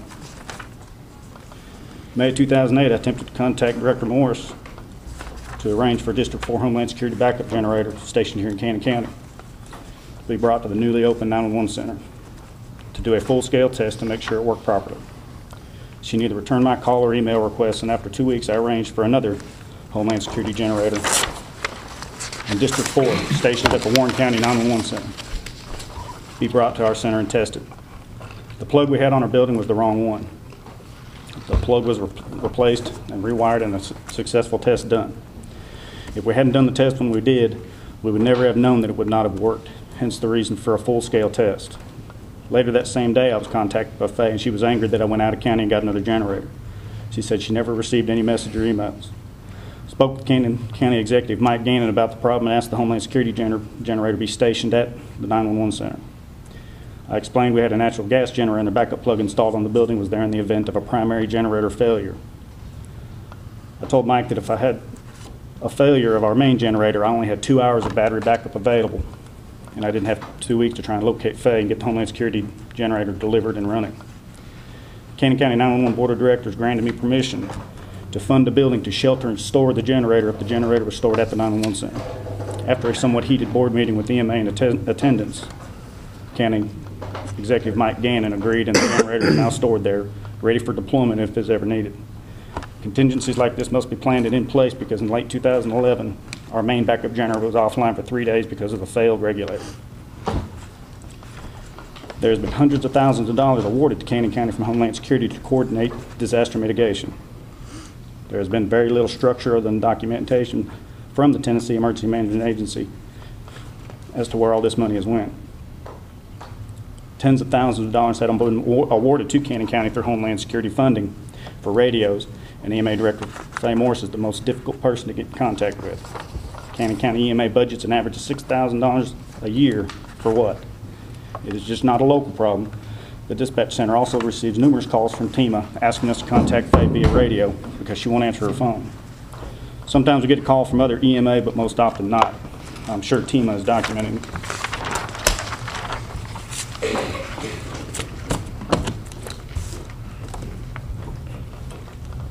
Cannon County EMA had a budget of over $13,000 for the past 3 years and received well over $500,000 in grant money. Cannon County Rescue Squad, which is totally volunteer, has until this fiscal year only received a little over $3,000 in county funding. But you can see where every dollar has gone in that department, and currently has a very impressive rescue unit. Can Cannon County EMS show for how much some funding has gone? Several county agencies have inquired about a digital ID system for their responders, and I've previously asked my 911 Board of Directors to purchase an ID system for employees of the 911 Center. It was not cost effective and the request was denied. Late 2010, I was contacted by the Sheriff's Department and stated that Cannon County EMA had computer hardware and software that could print digital ID for responders. Every information from 911 and Sheriff's Department were submitted, but no employee IDs have ever been presented. Upon research, I discovered that a computer ID system and credentialing system was awarded to Cannon County EMA in the amount of $26,693 and purchased sometime around June 2010. On an EMA asset inventory list shows a data tracking system, but that there are issues with the software and it's never been corrected. Every agency in Cannon County can benefit from such a system, but this $26,693 system has been sitting somewhere with no one's knowledge other than EMA since 2010. In February 2009, while researching a FCC license for Cannon County, I discovered an application submitted to the FCC by Director Faye Morris to transfer control and ownership of an unused FCC license for radio repeat repair, licensed to the City of Woodbury. No one with the City of Woodbury was aware of the transfer of ownership to EMA, nor did Faye Morris ask anybody for permission. The repeat repair has not been used for some time, and the application to transfer control of ownership was legal, but it hadn't been used for over a year. When she was questioned about it, she said it was someone with TEMA doing it, but it was her electronic signature at the bottom of the application. The same day I found out about the application was withdrawn by the end of the day. I believe information was leaked out from dispatch about the discovery, but if it was in the best interest of Cannon County, why was it withdrawn so quickly instead of just asking for permission? The license is now been filed properly and has been utilized to dispatch the Woodbury City Fire Department. The reason that's important, if you don't use an FCC license for 1 year, anybody can come in and acquire ownership, and that's how that happened. Woodbury had just forgotten they had it. July 2010, there was an escape of 2 inmates from the Cannon County Jail. A mobile command was requested to be set up for interoperable communications with other agencies that would come to assist with the search. Director Morris advised dispatch that Rutherford County would be contacted for their mobile command center. Cannon County has a mobile command station stationed at her residence, yet Rutherford County's mobile command was requested to come into Cannon County to be utilized during the manhunt. According to an inventory list supplied by Director Morris, the mobile command needs tires and roof repairs. Cannon County EMA's mobile command has well over $10,000 invested in it and is not available for use. It's not mobile and for whatever reason cannot be commanded from. 2007, there was a search for a missing elderly woman on Short Mountain, and Putnam County's mobile command was called in. What is wrong with one stationed here in Cannon County? When has it been utilized, and what are its capabilities? Because to this day, I still don't know. The question was asked during a past county commission meeting, why is it so much equipment stored at a residence? Director Moore's response was for quick deployment. If this is the case, when is the last time the mobile command was used? When was the last time the hazmat trailer was pulled to a scene? Our asset inventory list shows hazmat equipment needing replacement because it is expired, and equipment needing repair or replacement. When Cannon County was part of District 4 Homeland Security and Director Morris secured those funds, there is multiple letters of agreement on file at the courthouse that Cannon County agreed to as a condition to receive equipment that they would. Number 1, insurance. 2, maintenance of the equipment, shelter the equipment, upgrades to software, quarterly checkoffs, replacement of used equipment for local events, fuel, and manpower. And there is at least 5 or 6 years of these agreements that were signed. Why is there so much equipment not repaired or maintained? I believe it is because the County Commission has never been made aware that Cannon County was responsible for upkeep of the hundreds of thousands of dollars of equipment that has been purchased from Homeland Security money. This is the downside to receiving a large amount of equipment from grant funding, and there's usually not any grant money for upkeep, replacement, or repair. EMA's budget did not have adequate money budgeted to make repairs or upkeep the equipment. For example, a 2006 Ford F-250 was purchased in May 2006, and for whatever reason has been inoperable for almost 2 years.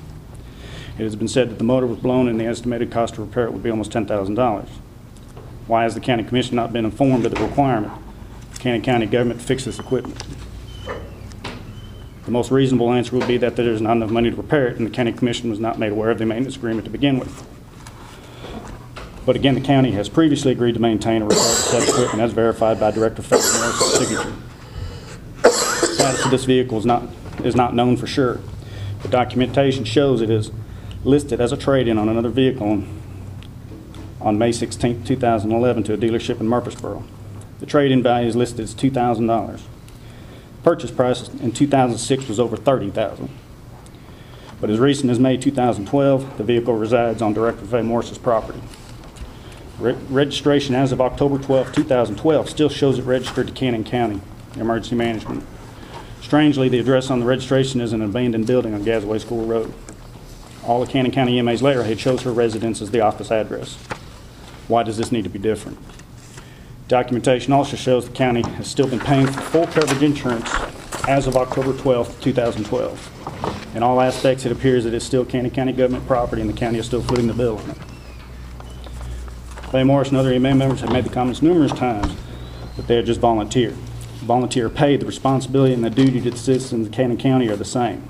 I think it is an insult to the hundreds of volunteers in Cannon County that sacrifice their time with friends and family to respond to calls at all hours of the night and day for no pay whatsoever. Director Faye Morris specifically told the County Commission that she has never made any money on any grants at any time. This is a lie. Documents show that she has been paid at least $12,459.19 since 2001 in administration fees on disaster grants, with the checks being made specifically to her. I personally think that she should be paid for grant writing. It may be also mandated, but why lie about it and deceive the County Commission and the numerous Cannon County citizens present that day? What else is being lied about? She has stated numerous times that she is an unsalaried position. I don't think this is a true statement. As an unsalaried EMA director, she's been paid at least $12,459.19 since 2001 in disaster grant administration fees. Her gas is paid for in the amount of $3,500 annually. 2 cell phones are paid for in the amount of almost $200 a month, and the vehicle is paid for. She explained to me yesterday not to give out one of the cell phone numbers because it is for dispatch to call her and not to be given to the public. The other one is to be given to the public. The one for the public has not been in use because it was allegedly stolen. I believe this was well over a year ago. And if memory serves me right, it was during a county fire board meeting. I know from the dispatch standpoint, we ain't been able to reach her on that number for over a year, and neither his team or anybody else. So.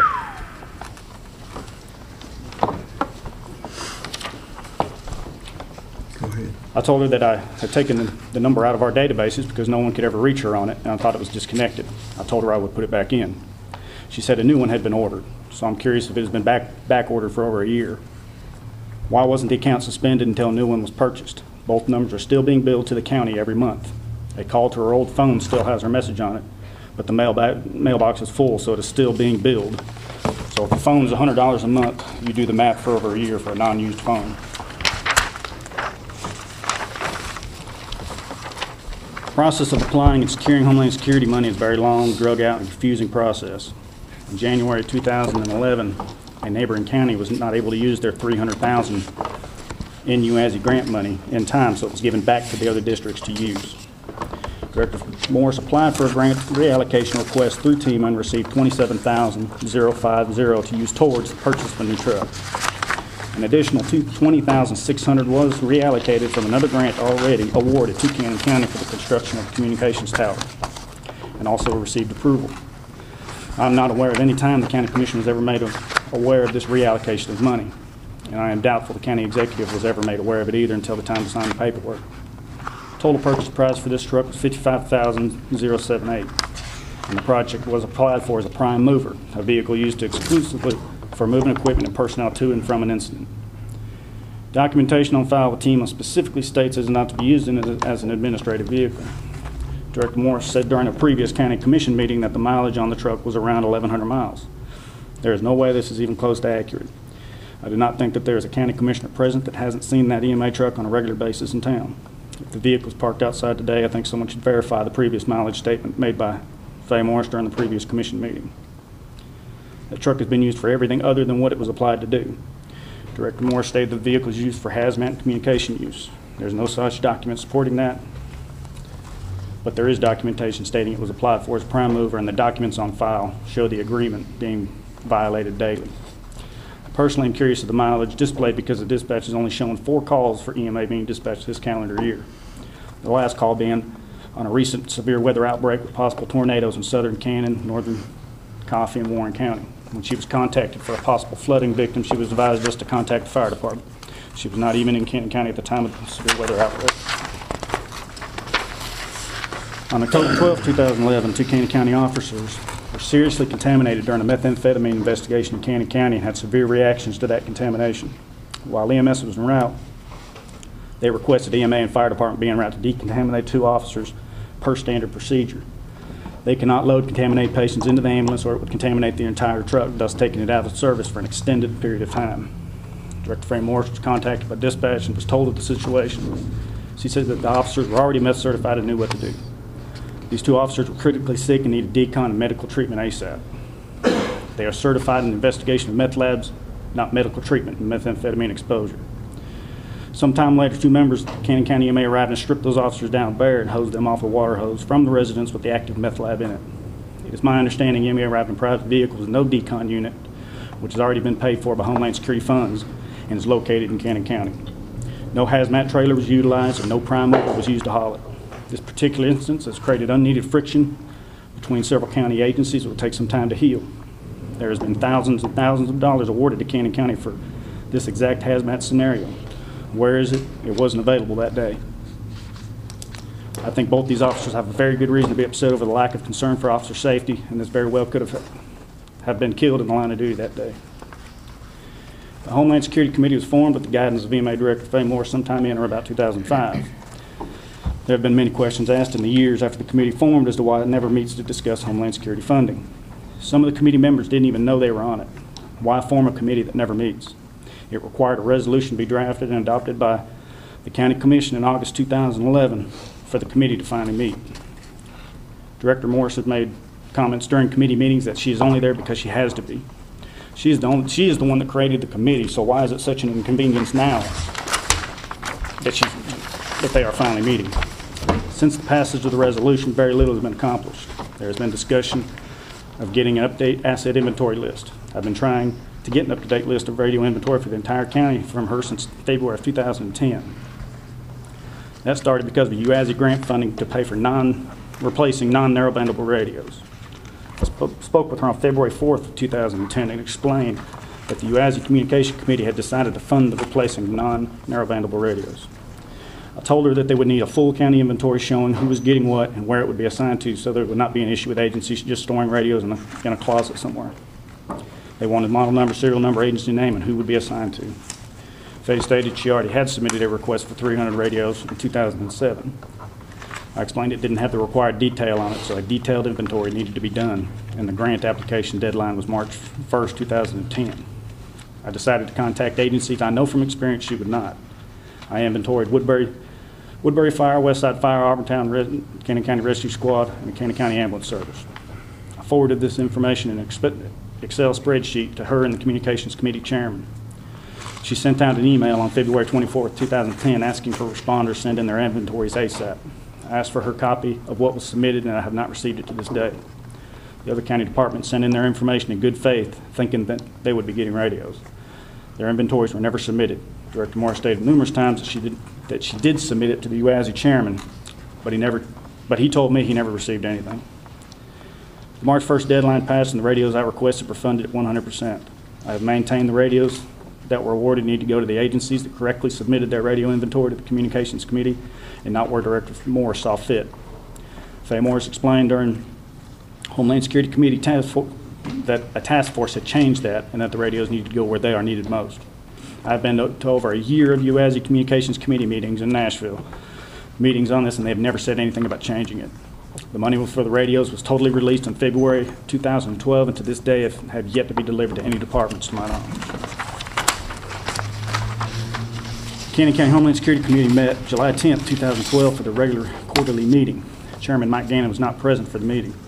One of the things discussed was an asset inventory equipment purchased for emergency management and equipment purchased and issued out to Cannon County agencies.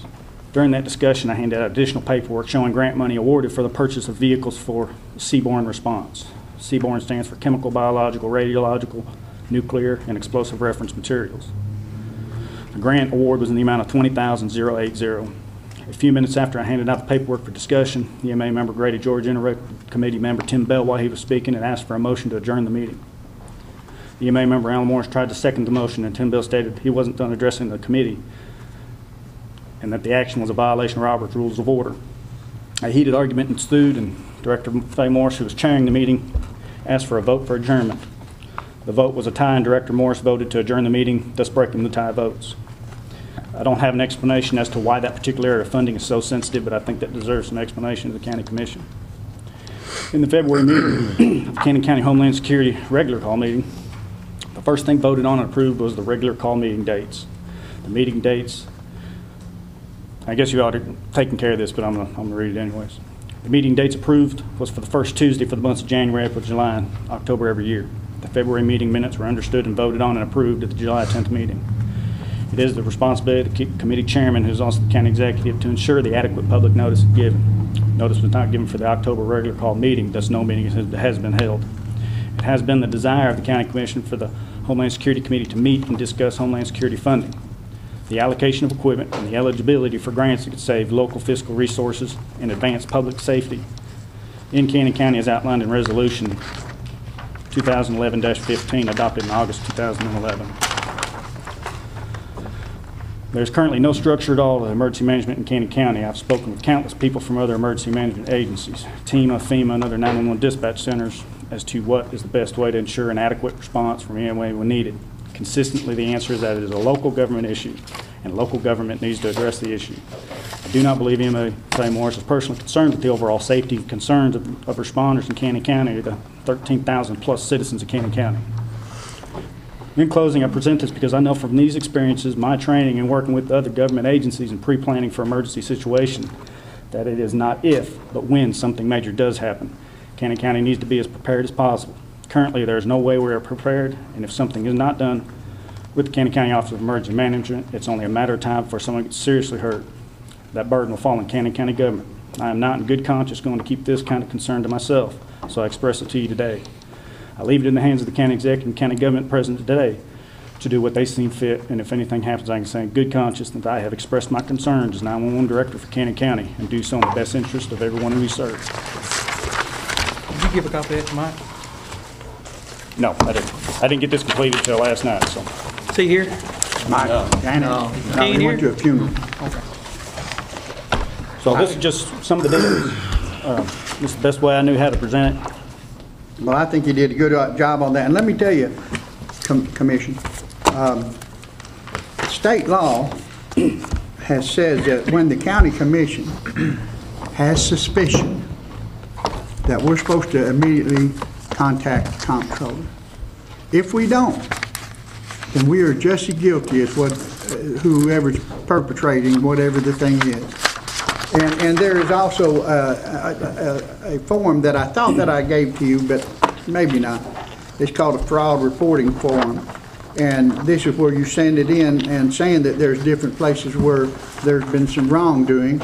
And you're protected from being sued as a commission, as an individual person, citizen, if you have this suspicion and you are, by law, supposed to submit it. So that always worried me about maybe accusing somebody. I think you did an excellent job on bringing out the things that we have all heard about, and now you have all told them. Yes, I'm just making the statement now because I'm just letting y'all know that we're going to have to step up to the plate, and we've got to report this to the state. There's no way out of it. If not, we're just as responsible for that. That this suspicion that Faye Morris has left the county down. As far as that goes. Go ahead, Clint. If I may confirm what Roy said about, I asked her in the August meeting about her getting pay or payments from the county for any kind of funds for writing her grants, and she lately she's never been paid. She does it strictly on a voluntary basis. I'll pass this around. This is a check written directly to her from the county for a grant that was written in 2004 for a disaster relief grant. She picked it up on April 1st. There's nothing illegal about her getting paid for what she did, but she blatantly lied to the commission about when we asked her. And like you said, if she's lied about that, what else has she lied about? There's trust issues there. And if you'll also, I was passing down this paperwork. And furthermore, I don't know, I don't have documentation to back this, but from this check that I'm passing around here, it shows here that there's several more checks that were written out, but I couldn't find copies of those. But this spreadsheet shows that there probably has been more than that one check wrote. That list there is what makes up that $12,459. Well, see, another thing too, all this stuff that's going through the trustee's office, all this grant money and all this, I mean, you know, hundreds of thousands of dollars I spoke here. with Wayne, and I think he told me as of September there was right around $333,000 in an account sitting there for Homeland Security. You know, gentlemen, the only thing that had come out of that, sorry, I mean, the only thing that had come out of there was for the funds paying for the radio tower that was being built now. At one time, there was close to $500,000 sitting there. Right. And it was paid out the $154,000 that was paid out, and there's still $333,000 to $350,000 still sitting there that's untouched, nothing going with. And we've been awarded this to purchase equipment with, and it's just sitting there. Roy, this meeting was held on July the 10th of this year, this summer, that there was the, Tim Bell's trying to talk. I was there. Okay. Who was the guy from Nashville that was there? I don't recall his name off the top of my head. I'd have to look back at the minutes. Was he an official with He has been TEMA or something like that? He is a consultant, and what his job is, I made reference to that credentialing system, the amount of 26,000 some odd cents. That is part of a credentialing system. Cannon County was awarded $30,000 to go towards that. And that credentialing system. Go towards what? The credentialing system, just one portion of it is an ID system. Electronic ID, digital ID for everybody, has their training, certifications. So if there's an incident somewhere, they can get on scene, go to the mobile command, you scan your ID, you're put into a system. It keeps up with everything all the way up to man hours for reimbursement later. But it is to also do asset inventory, which I've been arguing for several years, and puts it into a system so there's accountability. And not just at the local level, but if we are called out to Rutherford County, Warren County, wherever for mutual aid, that system is stored, in this system. So they know what's utilized, who has it, where it's at. And so, the stuff doesn't come up missing. That's part of it. His job, I don't remember exactly how much he was awarded, but it's a significant amount, and he has been paid through UASI funding to work with the local EMAs and state EMA and make sure that that credentialing system is put through correctly. So that's what his job is. So I think he understands now he's got his work cut out for him. So.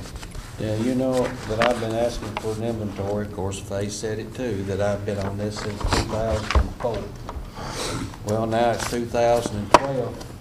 We still don't have an inventory, right?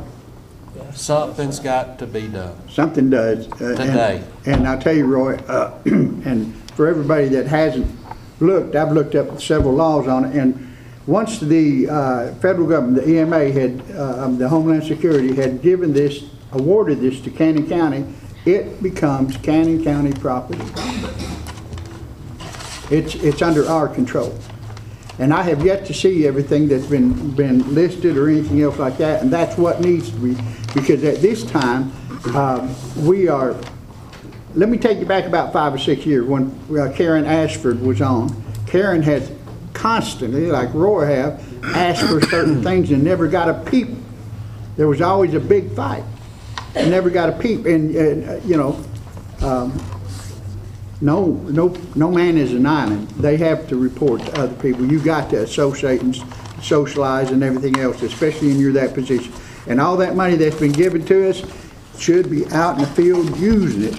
And there's another thing, when they talk that prime mover, it is not supposed to be disconnected from that trailer. It said, and it even says that it's supposed to be cranked up every week or so, cranked up every week or so, because it's not supposed to be unhooked from that trailer. And so we don't have the benefit of everything that they gave, and I'm like Roy there, she's got the responsibility and she's failed to do it. Isn't So- that also supposed to be available for other counties to use if they need? It is. The grant stipulates that. Yeah. And you're supposed to be aware of that. And other surrounding Mike counties. Gannon had told me on this last truck that they got there, that several counties got together and got that truck. And then Fay has the use of it, or Cannon County has the use of it. I think you were right the first time.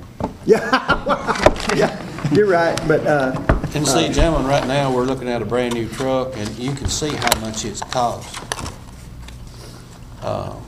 The truck is scratched up, beat up. Rumor has it said that it was vandalized. There's never nothing been reported to the sheriff's office that this truck has been vandalized. You know, now how does a truck that don't supposedly be used get in the shape of this? A new truck.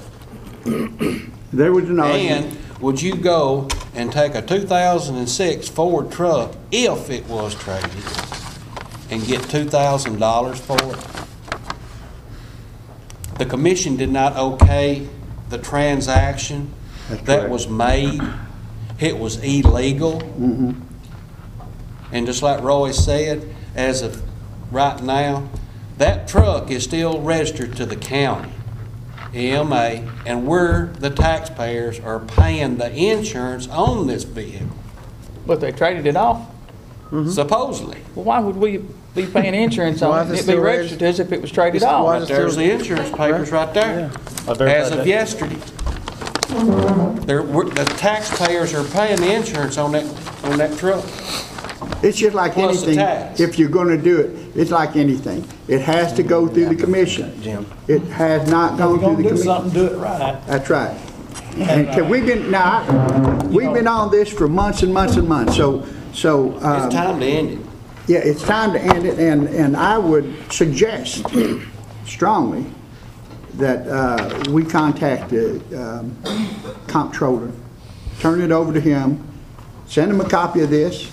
Anything that we have that is fact, not conjecture, but fact and everything else like that, send it off to them and let them do their own, because we're getting no use out of that equipment. Well, And it should be somewhere that is, I wish we had more land at 911. That way you could put it up there and look straight at it. I mean, everybody passes by and there they are. Well, is there a way to solve this problem without, within the county, I mean, within, Sure. without having to get the state Sure, comptroller to Mike could investigate? solve We've it. got to. Mike could solve it, but he was pretty adamant the last time he was here that he wasn't gonna solve it. Well, he's got us a letter today through Tony about the, That's a whole different issue. That's what I said. We're talking Will he about do the this- EMA Will he now. do this one also? Will he solve this in the same way? All right, let me tell you. Why should he get to? Why, We're the governing body. yes, we're the county legislative body. We have that right. control to do that. We also have, according to the TCA code, let me find it, Can we appoint another EMA director right now? We can fire. TCA code 84503 We can says that fire. we have to turn this in. Yes, we Right, it's our have to turn responsibility to turn this in. We cannot Mark. leave that here in the county. But as far as what we We somebody. can't hide this. We No. can't sweep this Okay. under the rug. It is embarrassing, Mark, Yeah, but like I say, it's out of our We've been hands. begging her for a month, all of, every single one. It ain't We've been embarrassing begging. me. I'm the one up here, Well, you, I tell you what. you're the ramrod, yes, that's right. Me and Clint, we Ramrod. have dug and dug and dug, and we have went and talked to different people. And I tell you what really disturbs me, when you go to a car dealership and they refuse to give you paperwork, or if you ask a question about a transaction, they refuse to talk to you, and they told me to go get a lawyer over this one transaction, this brand new Chevrolet truck. They don't want it to get out to everybody else. Well, you're not telling the whole story. When you first contacted them about them, they was okay with it. You come back Sure. about 2 weeks later and it was, no, you're getting a lawyer to get it. Yeah, I had to, and then I had to put the pressure to get that. That's with Alexander Ford. Mm-hmm. Which is no longer Alexander, it's Murfreesboro Automotive. Chevrolet now, whatever they want to call it. But now, gentlemen, you know, we've been through this. We do not have an inventory. We do not know what we have. Now, we know that what the money is involved. I know what we don't have. And we don't have control of the situation because we keep having somebody denying to tell us what we've asked. Yes. And we are the ones that are responsible for this. And this is what it comes down to what you said, Mark. We cannot hold this in the county, or else we will be held. We will be held accountable. If I may ask, sure. Is there somebody at the state that could give us what we need to show us what we're supposed to have? What the money we've been awarded for, what it was supposed to be awarded for, because right now we're at a he said, she said. Unless we've got something physically from the state saying you're supposed to have this, this, this, this, and this. I do have copies of that. You do. But when it comes down to what it was spent on specifically, it just comes But down to you have money from the state. The state's what money was handed out to Candy and County. what it's supposed to go towards, and to see if we can verify if what it was spent for and what we're supposed to have is actually what we have. Yes, I've got all that, Okay. but it will take many hours going through it because I've been looking at this for 3 We turn this years. over, there'll be somebody to come and help you hunt it. I've been looking at it for 3 years. I'm just now starting to get grasp of it. But gentlemen, right now, I entertain a motion that Faye Morris be removed. Well, there's already a motion on the table right now first. For all county identities. And then also in that motion, I would like to have Roy to be the acting interim on this. So, I mean, So we can get things straightened out. Yes, Wait a sir. minute, you gotta. Mr. Chairman, is there any way to freeze the funds that might still be available in the accounts? When she's done right now, she does not have access to nothing. No money. She cannot sign a check. Once we remove her today, she is relieved from all county as far as money. Okay, and how She are does you going to accomplish that? Go downstairs and say that she cannot write a check? Once we do away with her job, she's automatically away from the pay. Well, yeah, if she was here, so she would know that, but she's not here and she doesn't know Well, that. then what we do, first thing Monday morning, well, go right now. They close at 12, right? Well, that thing's wrong. No, now, the last meeting we had, and It's 4 minutes till. Mike got up and said, they are appointed by the county executive. Well, I got They're appointed. Well, I mean, Mike's But wrong. here's the thing about it. We're the county legislative body. If we want to sell this courthouse, if we've got 6 votes, we can sell this courthouse. It's our responsibility to make sure that everything's taken care of. If we don't have the authority to hire or fire somebody, then what are the point of us being here? We are the legislative body. Well, yeah, I understand what you're saying, but there's also certain things for different, like county executive and all that. I mean, I don't know, I'm asking, but I'm not real sure, but. Sorry. We don't want to fire her and then come back a week later and find out that we couldn't fire her. And that's, we need to investigate before we jump the gun. No, we can make a vote of no confidence. Yeah, but who appointed her? We can make a vote of Mike no Gannon, confidence. I understand. Okay, and that's county. That's county. That See, wasn't- that's just like what we just did with Michael Underhill. Right. Mike appointed him, but we had to approve it more or Confirm it, less, yeah. so, because if we had said, no, we don't want him, then he would have had to appoint somebody else. I don't see how we can't. So- I think the first thing you need to do is we need to make a motion as a commission to send all of this information to the comptroller's office. And that way we're within the law on what we're doing as far as that goes. Instead of individually do it as a commission. We need to do it as a commission. Yeah, do it as a whole. And if anybody at the commission doesn't think it's necessary to do, it'd be on record that they didn't think it was all right, that they didn't want to do that. Because for one reason is that Clint's got stuff, Jim's got stuff, Roy's got stuff. And once that's done, there may be other people out in the community that once they realize that we are going to do something, may bring more stuff. And anything that the full commission does together carries a lot more weight than any one of us on our own. So, there's a motion on the floor that we either need to we need to do something with the one we've got. Did you make a motion a minute ago? The motion I made was to disband the Homeland Security Committee. We already approved that. We didn't vote. No, we Yeah, didn't vote vote on on It's that. had a second. Let's get that done. Kim seconded. I All second. right, let's second that and get that motion Then we'll approved. get on whatever. All right. We've gone back, you might remember, Now, Bobby was. before we do that, are we fixing to mess around here and are we gonna hurt ourselves on any kind of federal money coming in? No. Do we have Not to have for a that month. committee? Do we have to have a committee in place at all times or anything like that? I think that's dependent on the county legislative body. Okay, so you don't think by federal law or anything, we have to have it? Have to Well, have it. now, on your motion, you said that you wanted, To disband the current committee. Right, and then- And reform it under a specific framework to be decided at next month's meeting. okay. Todd, I'd like to, I don't know, everybody may not think so, but I think that the EMA ought to be grouped in with the Homeland Security. Make it all one thing. Because the EMA gets a budget, but there's no EMA committee. There's a Homeland Security Committee, there's no EMA committee. Well, it's more or less hand in hand. I mean, it's. Yeah, but they're So you want to formally make this committee the Homeland Security / EMA? EMA, yeah. What will that accomplish?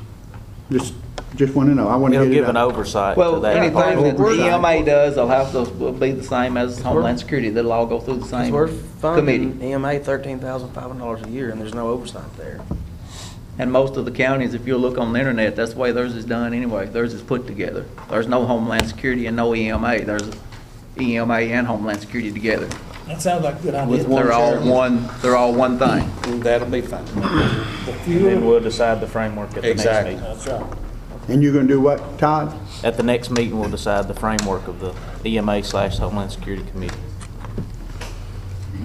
That, Okay, let me. Well, we've talked about a lot of things. Yeah, yeah. Please. Yes, it's good. Can we just get like one motion at a time? Okay. First, tell her what you want. Todd Hollingsworth, second by Jim Bush to disband The the Homeland Homeland Security Security. Members. and to reform it, and framework. at the next meeting under a certain framework, specific framework. Mark Mark, Yes. Russell Reed, Yes. Todd Hollingsworth, Yes. Henry Mangus. Yes. Jim Bush, Yes. David George. Yes. Ken Hicks. Yes. Tony Neal, Yes. Bob Stetson. Yes. Motion carried. Okay. Now- Okay, what was the next She's been motion? given opportunity after opportunity after opportunity. Right. It's a slap in the face to the And- board, and- commission. Did it finally sink in? As I can recall, the last time that I brought it up, you said you were doing a fine job. I did not say that. Oh, hey, wait, we got a question. Under law, you have to be a full-time salaried law enforcement officer to run blue lights. That truck is loaded with blue lights.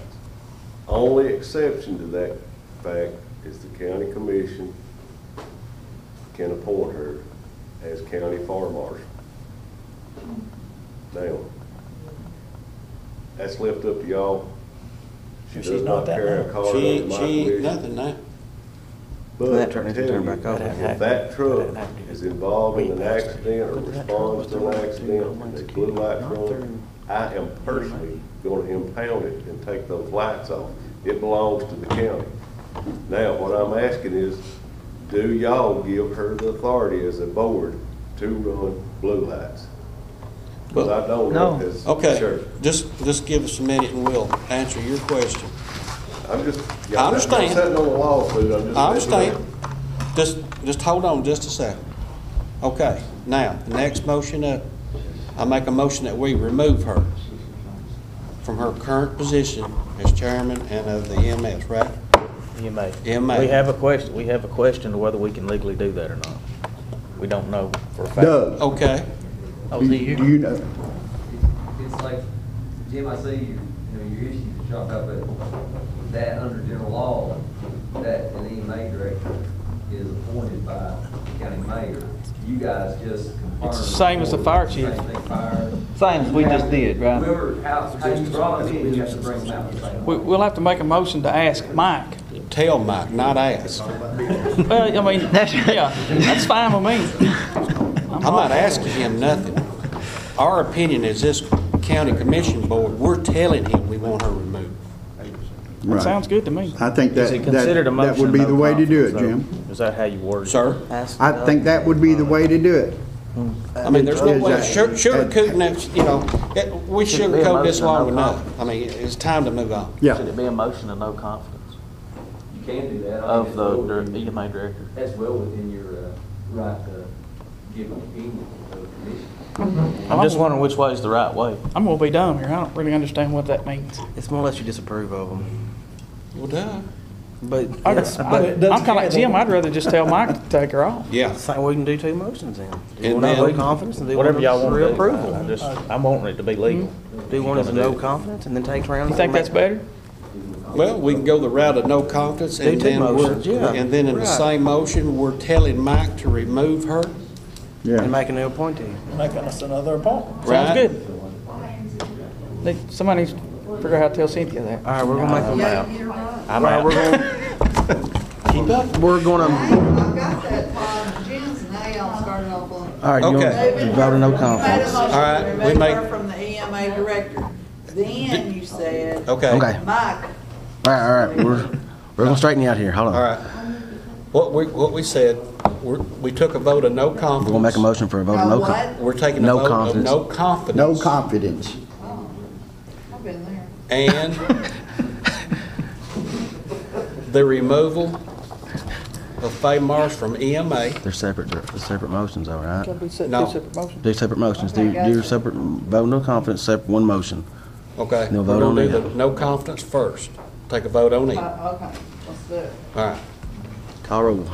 Wait, who first or who second? Is there any kind of Well, resolution I'll that we second have it. to deal in this? There's nothing, is there? You're doing a motion. Okay. How you gonna feel? I'll second it. All right. Motion was made by, This is on a vote of no Wait confidence, before you call right? it. No comment. Yeah. No means again or yes for it? yes means you're voting for no confidence. Okay. No means you're approving her. All right. Who made the motion? Jim Jim and made the Kevin motion. seconded him. Kevin George seconded, but we don't have confidence. No comment. Okay, Mike Marker. Yes. Russell Reed. Yes. Todd Osborne. Yes. Jimmy Mingles. Yes. Jim Bush. Yes. Kevin George. Yes. Lynn Higgins. Yes. Tony Neal. Yes. Bob Stetson. Yes. Motion passed. Okay. Second one, sis? Yeah, I got you. Okay. Is that we're telling Michael to remove her from her position? You talk about Mike Gannon. Yeah. Give us Not another asking, recommendation. You telling. know, that's if we tell him, is that right? Yes. Whatever it takes. Got you, just how you said. If that ain't good enough, we'll just put the number in his paper and give it a call. He gonna like that. Oh, yeah. Jim, He didn't like being told by Who's second on this one? I'll second it. Clint? He didn't like being told. He didn't like being told Yes. by the Russell Reed. legislation to become up Todd there either. Osborne. Yes. Jimmy Mingles. Yes. Jim Bush. Yes. Kevin George. Yes. Lynn Higgins. Yes. Tony Neal. Yes. Bob Stetson. Yes. And that's two of them unanimous right there. Well, almost. Well, I'm pretty sure how long he would. I'm sure. We'll take it. Okay. It's unanimous. What's here? No, actually, it's 9-4 and one Three action. things on that, That's So it's right? still unanimous, The isn't first it? one, Todd Lonsworth. No confidence. No, No, that the was first for- one, was Todd Todd, yeah. Lonsworth. We can't hear. Land security, Go ahead. Yes. That's right. and set up a new committee, and framework reform at next meeting. There you go. Okay? Yep. Then we had,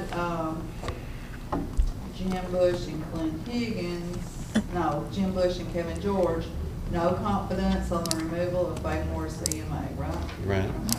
Then we've got Jim Bush and Clint Higgins, tell the county executive Mike Gannon to remove her from her EMA director position, not asking, telling. Exactly. And submit. And submit us another And one. make a reappointment. Do we have a date on when you gonna do that? Well, before next meeting, we need a reappointment before next meeting. When did you say that she was stepping down, Tony? 22nd from. 22nd, that's 9 more days. Yeah. What's up with that day? County property. Well, that needs to be. You want to put on the That's the fire chief. Yeah, we want it before next meeting. Well, do you want to go ahead and just put that in there too? That's the weekend of that fire chief training that was at the fire academy. So is that going to be after that training's over or before the training starts? That's the same day as that training. And that'll take care So- of that'll take care of It's after then, because Mike was going. So it's after that training? Well, you got a year from that point forward, but it's after. Yeah, you got a year So to take what's the it. thinking on that? I don't know, she's going. Nah. One more thing, Mr. Chairman. Sure. I think Hold that Mike needs to be made aware to make Faye aware, regardless of what happens with that, of the TCA in regards to destruction and tampering of governmental evidence, or records, I'm sorry. Because my concern is, we're looking at over 10 years of data stored on computers that is government, Cannon County government property. And it doesn't need to be tampered with, destroyed, deleted. That is property of Cannon County government, not hers. It doesn't matter if it's sitting at her house or not. That data needs to be preserved. And I think she needs to be made aware of this. And all it needs to be turned over to the county as It well. needs to be turned back over, and it doesn't need to be everything deleted. Okay. And I think I've got a right as a citizen of this county, and Sheriff, correct me if I'm wrong, I could take her to grand jury myself. So, because I've seen the damage that can be done when you We need to. lose that kind of We data. need to find out right now, she needs to know this stuff right now, and if we can get in touch with her. If she's here, she'd know it. Yeah. We need to make sure that we vote to send this to the comptroller's office. Yes. Like that. Ain't but one person in here, she'll answer a phone call, I think.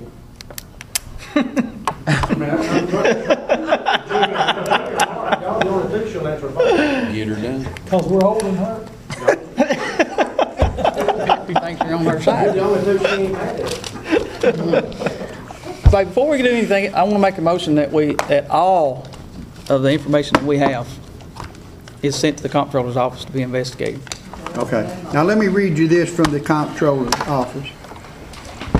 This is where it says fraud reporting form, and it shows who we are, the entity, that would be us, and then the title of the individual reporting, that would probably be me, and then or Mike, but the contact information. Then it says this: describe the suspected fraud in as much detail as possible. If known, include the information about the names and positions of the suspected individuals involved, dates, amounts, records involved, how the fraud was discovered, additional information pages if necessary. The detailed information received from this report shall be considered confidential working papers of the Comptroller of the Treasury and are therefore not open record pursuant to Title 10, Chapter 7. I don't think, what this means, I think, is that if we was to call them and ask them for an update, they ain't going to give it to us. That's what I feel like. But under the law, which you had... What is fraud specifically under the law? How's it Do we defined? suspect that fraud has been, or negligence, or all those different legal terms that I don't really... Well, you know, she's been this director since '95, I mean, for a lot of stuff here, and I don't think that she didn't know. You know, so it can't be negligent. Well, it's not fraud to not give us a list when we want it. No. It is fraud to take something that's not yours. Right, like the truck that belongs to the county, or any If we submit this to the state, they'll be the one that makes the deciding opinion of not. It doesn't say that we have to know there's fraud. We have to suspect. Suspect it. Yeah. There's a suspicion. And by what? They're the ones Just by what we deciding. heard. I've got suspicion. And anybody here that doesn't just don't know. And this one that Roy had got will be included in the report to the comptroller. You raise suspicions when you don't comply with somebody's Right. again and again and again asking you to show. And what are we supposed to think? Okay, gentlemen, another question. I made a motion. Oh. What's your motion, Kevin? Let's send all this to comptroller. Send all this. I second it. All right. this is a hard deal for us, Bobby, so call the roll on it. What was motion? This is to notify the comptroller of the Turn in treasury a fraud report. with their fraud report and any information that we have. Who's second motion? Russell? Take your pick. All right, Mark Barker. Yes. Russell Reed. Yes. Todd Hollingsworth. Yes. Jimmy Nichols. Yes. Jim Bush. Yes. Kevin George. Yes.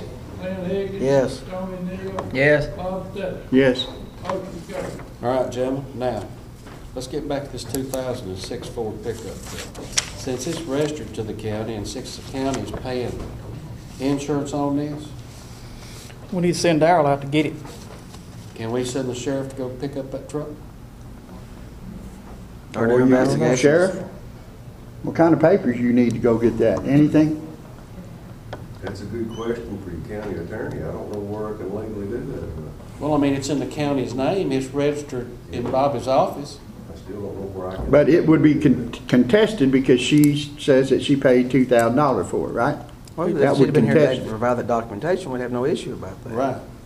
Well, But still, the we got- documentation would be us giving her the permission to do that, and we didn't do it. See, nobody gave us Well, permission to if search the county, truck. if somebody stole my car out of my driveway, and they told the sheriff that they paid $2,000 for it, it's still registered to me, it's still my car. Right. Right? Right. It's still registered to the county. That's right.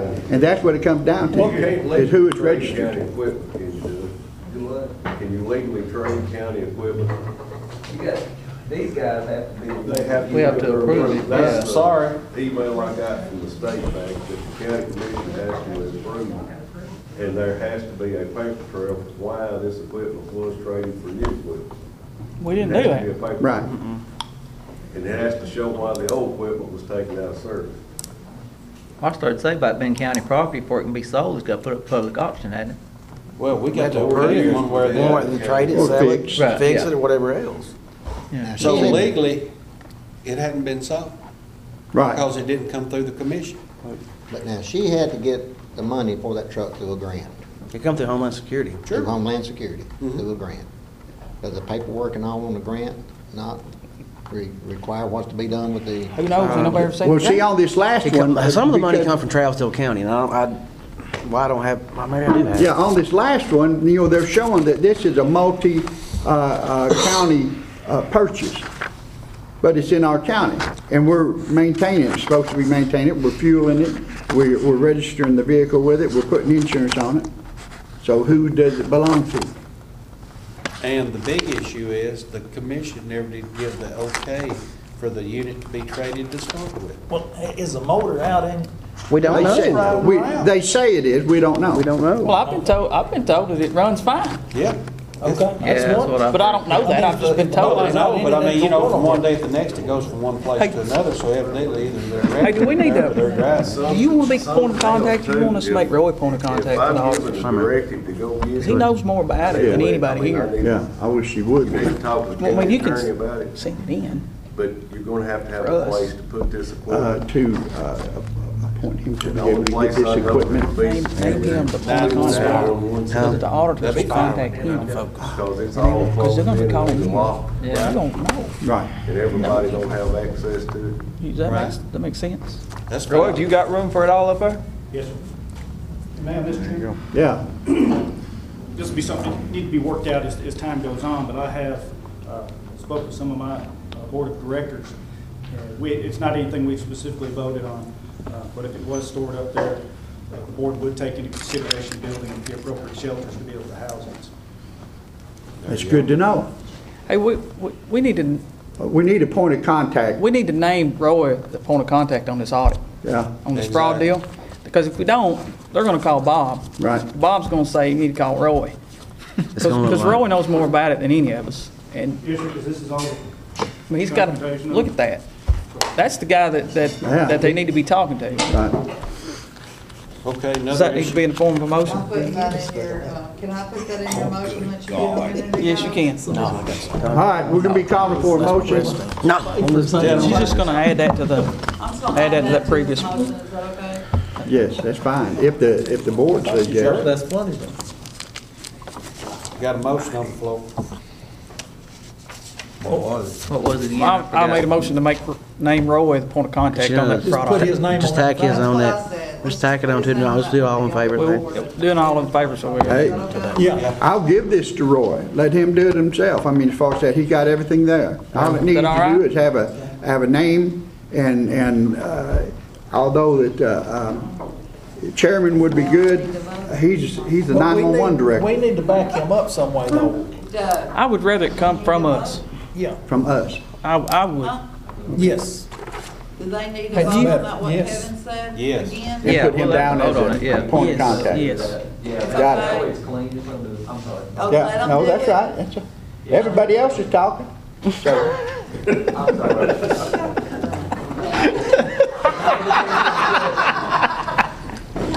I'll let you talk a minute. What now?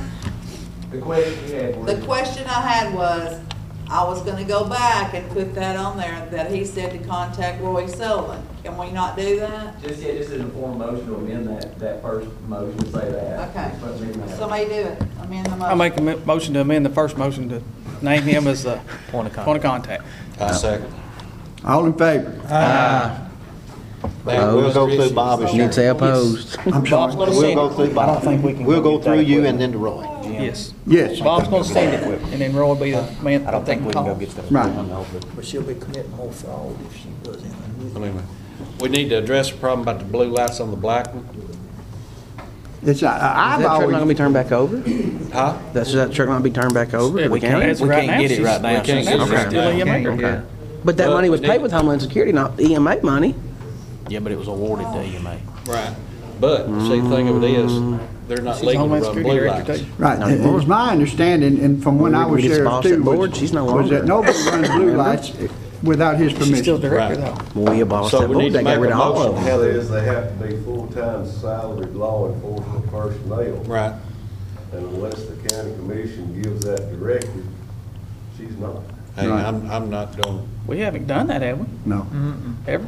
somebody apparently did. there's no description No, of she used to hers be. that says anything about being law County enforcement. is not responsible.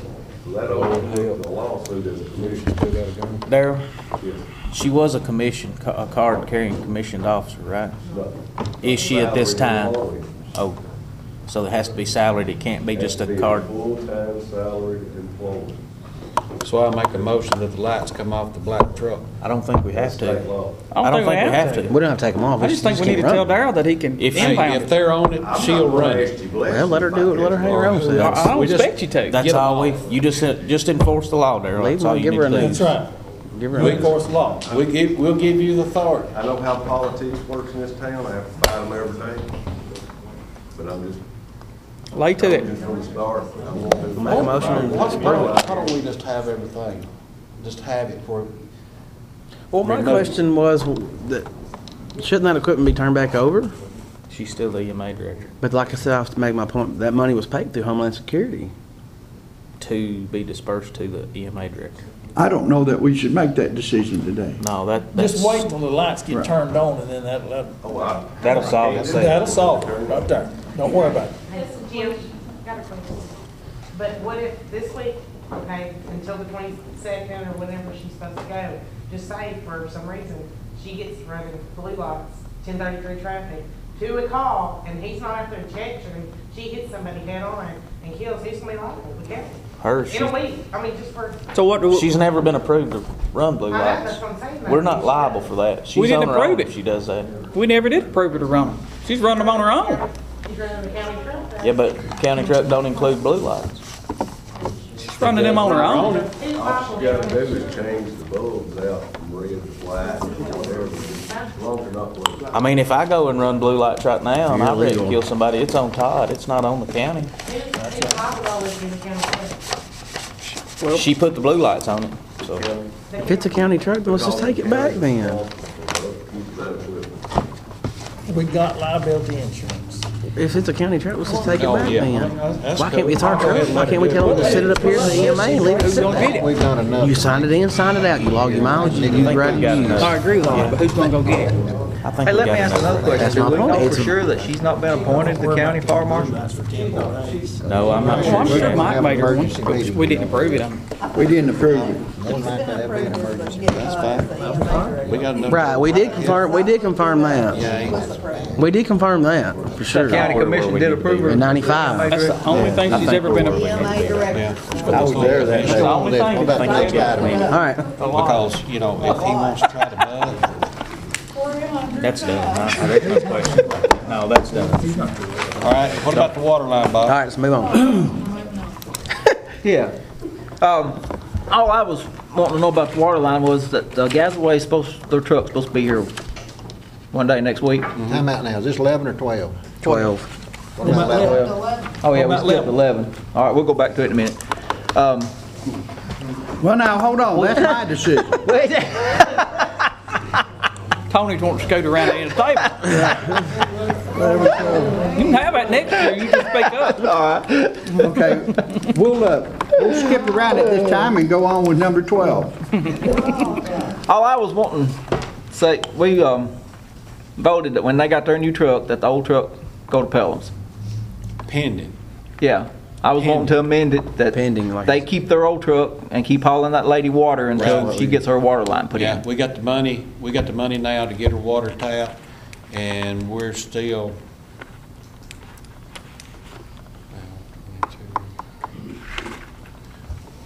If the total cost is gonna be around $3,800, and it's costing $1,279 for the tap, so the difference between that and the 3,800 is what we got. We got 1,800 in the bank right now. It's about halfway. You got about half of it, yeah. Right. Okay. But that's all I was wanting though, was just sort of amend what we said to let them keep hauling her water until the water line gets put in. That's fine. Then when that happens, then take the truck up to Sound Pelham's. like a deal to me. Sound like a good deal. We already, that's what we already Okay, approved it, didn't we? number 11, approve a community development block grant for water line project on Bass Dam Ridge, Finney Simmons Road, and the backside of Lake Ann. That ought to really increase the property but there. I make a motion to do it. Yeah, it's just, It's so simple. it's Yeah, simple, choice. yeah. Are we gonna wind up the same situation though? As- Lady up both guys away? No. No, no, no, no, no. City This water is to line. put a water line in. I know it is. My question is you're gonna leave somebody on the tail end without water. I'm sure. Well, the only thing that I seen was Everybody. that we're supposed to match 20% of the The funds. difference is that lady up there had water. She just She's on the couldn't get tail it end back. of it. She had water, and when they were blasting over there, they screwed her I water up. understand that. The well went dry, yeah. Right. She had access to the tap though, right? She could have bought a tap. She could have bought a tap. if she had the money. Yeah. That was the issue, right? Right. That and the price of the line to get it there. I'm sure there's gonna be somebody somewhere that won't get water that wants it. I mean, we know that. We don't have water. I don't have Right. water, Me and Michael city had to water. pay ours. I don't have water. I don't have I had city to pay water. mine 1,500 something feet down there to get to my But house. this should help people get water that don't have it now. But my question is, what is, it says right here, the county will commit matching funds in the amount of at least 20% said to cure funds. What is that 20% gonna be? That 20% is also, there's a, How much is that? I wish Mike was here because he had told me, and when he explained it to me, it seemed viable, you know. This don't have nothing to do with the water, does it?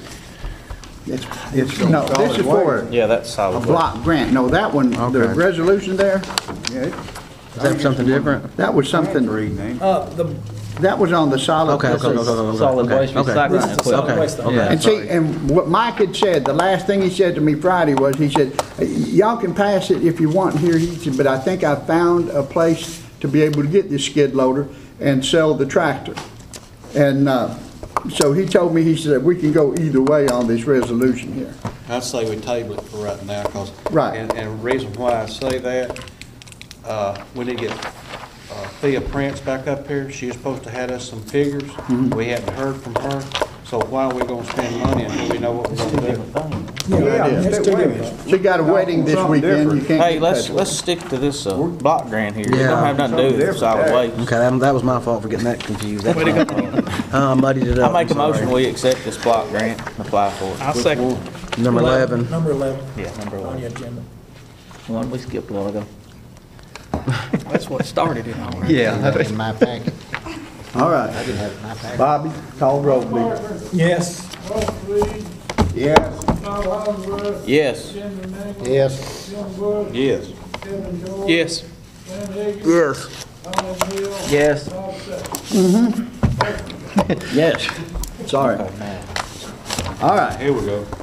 we're tabling this resolution on the solid waste With the, skid loader. right, but we're wanting Thea to come back Right. and give us her Give us- right. recommendations and money. I'll get in touch with you. Right. We won't, Now, I also included this in your packet, if y'all got it. This was for your own information type deal. It is the result of the comptroller on this audit on the Upper Cumberland. And we are mentioned specifically in this report, Cannon County. And of course, then again, it was all a general of letting us know how that whole system up there has failed the people. And we have got to be in this, evidently.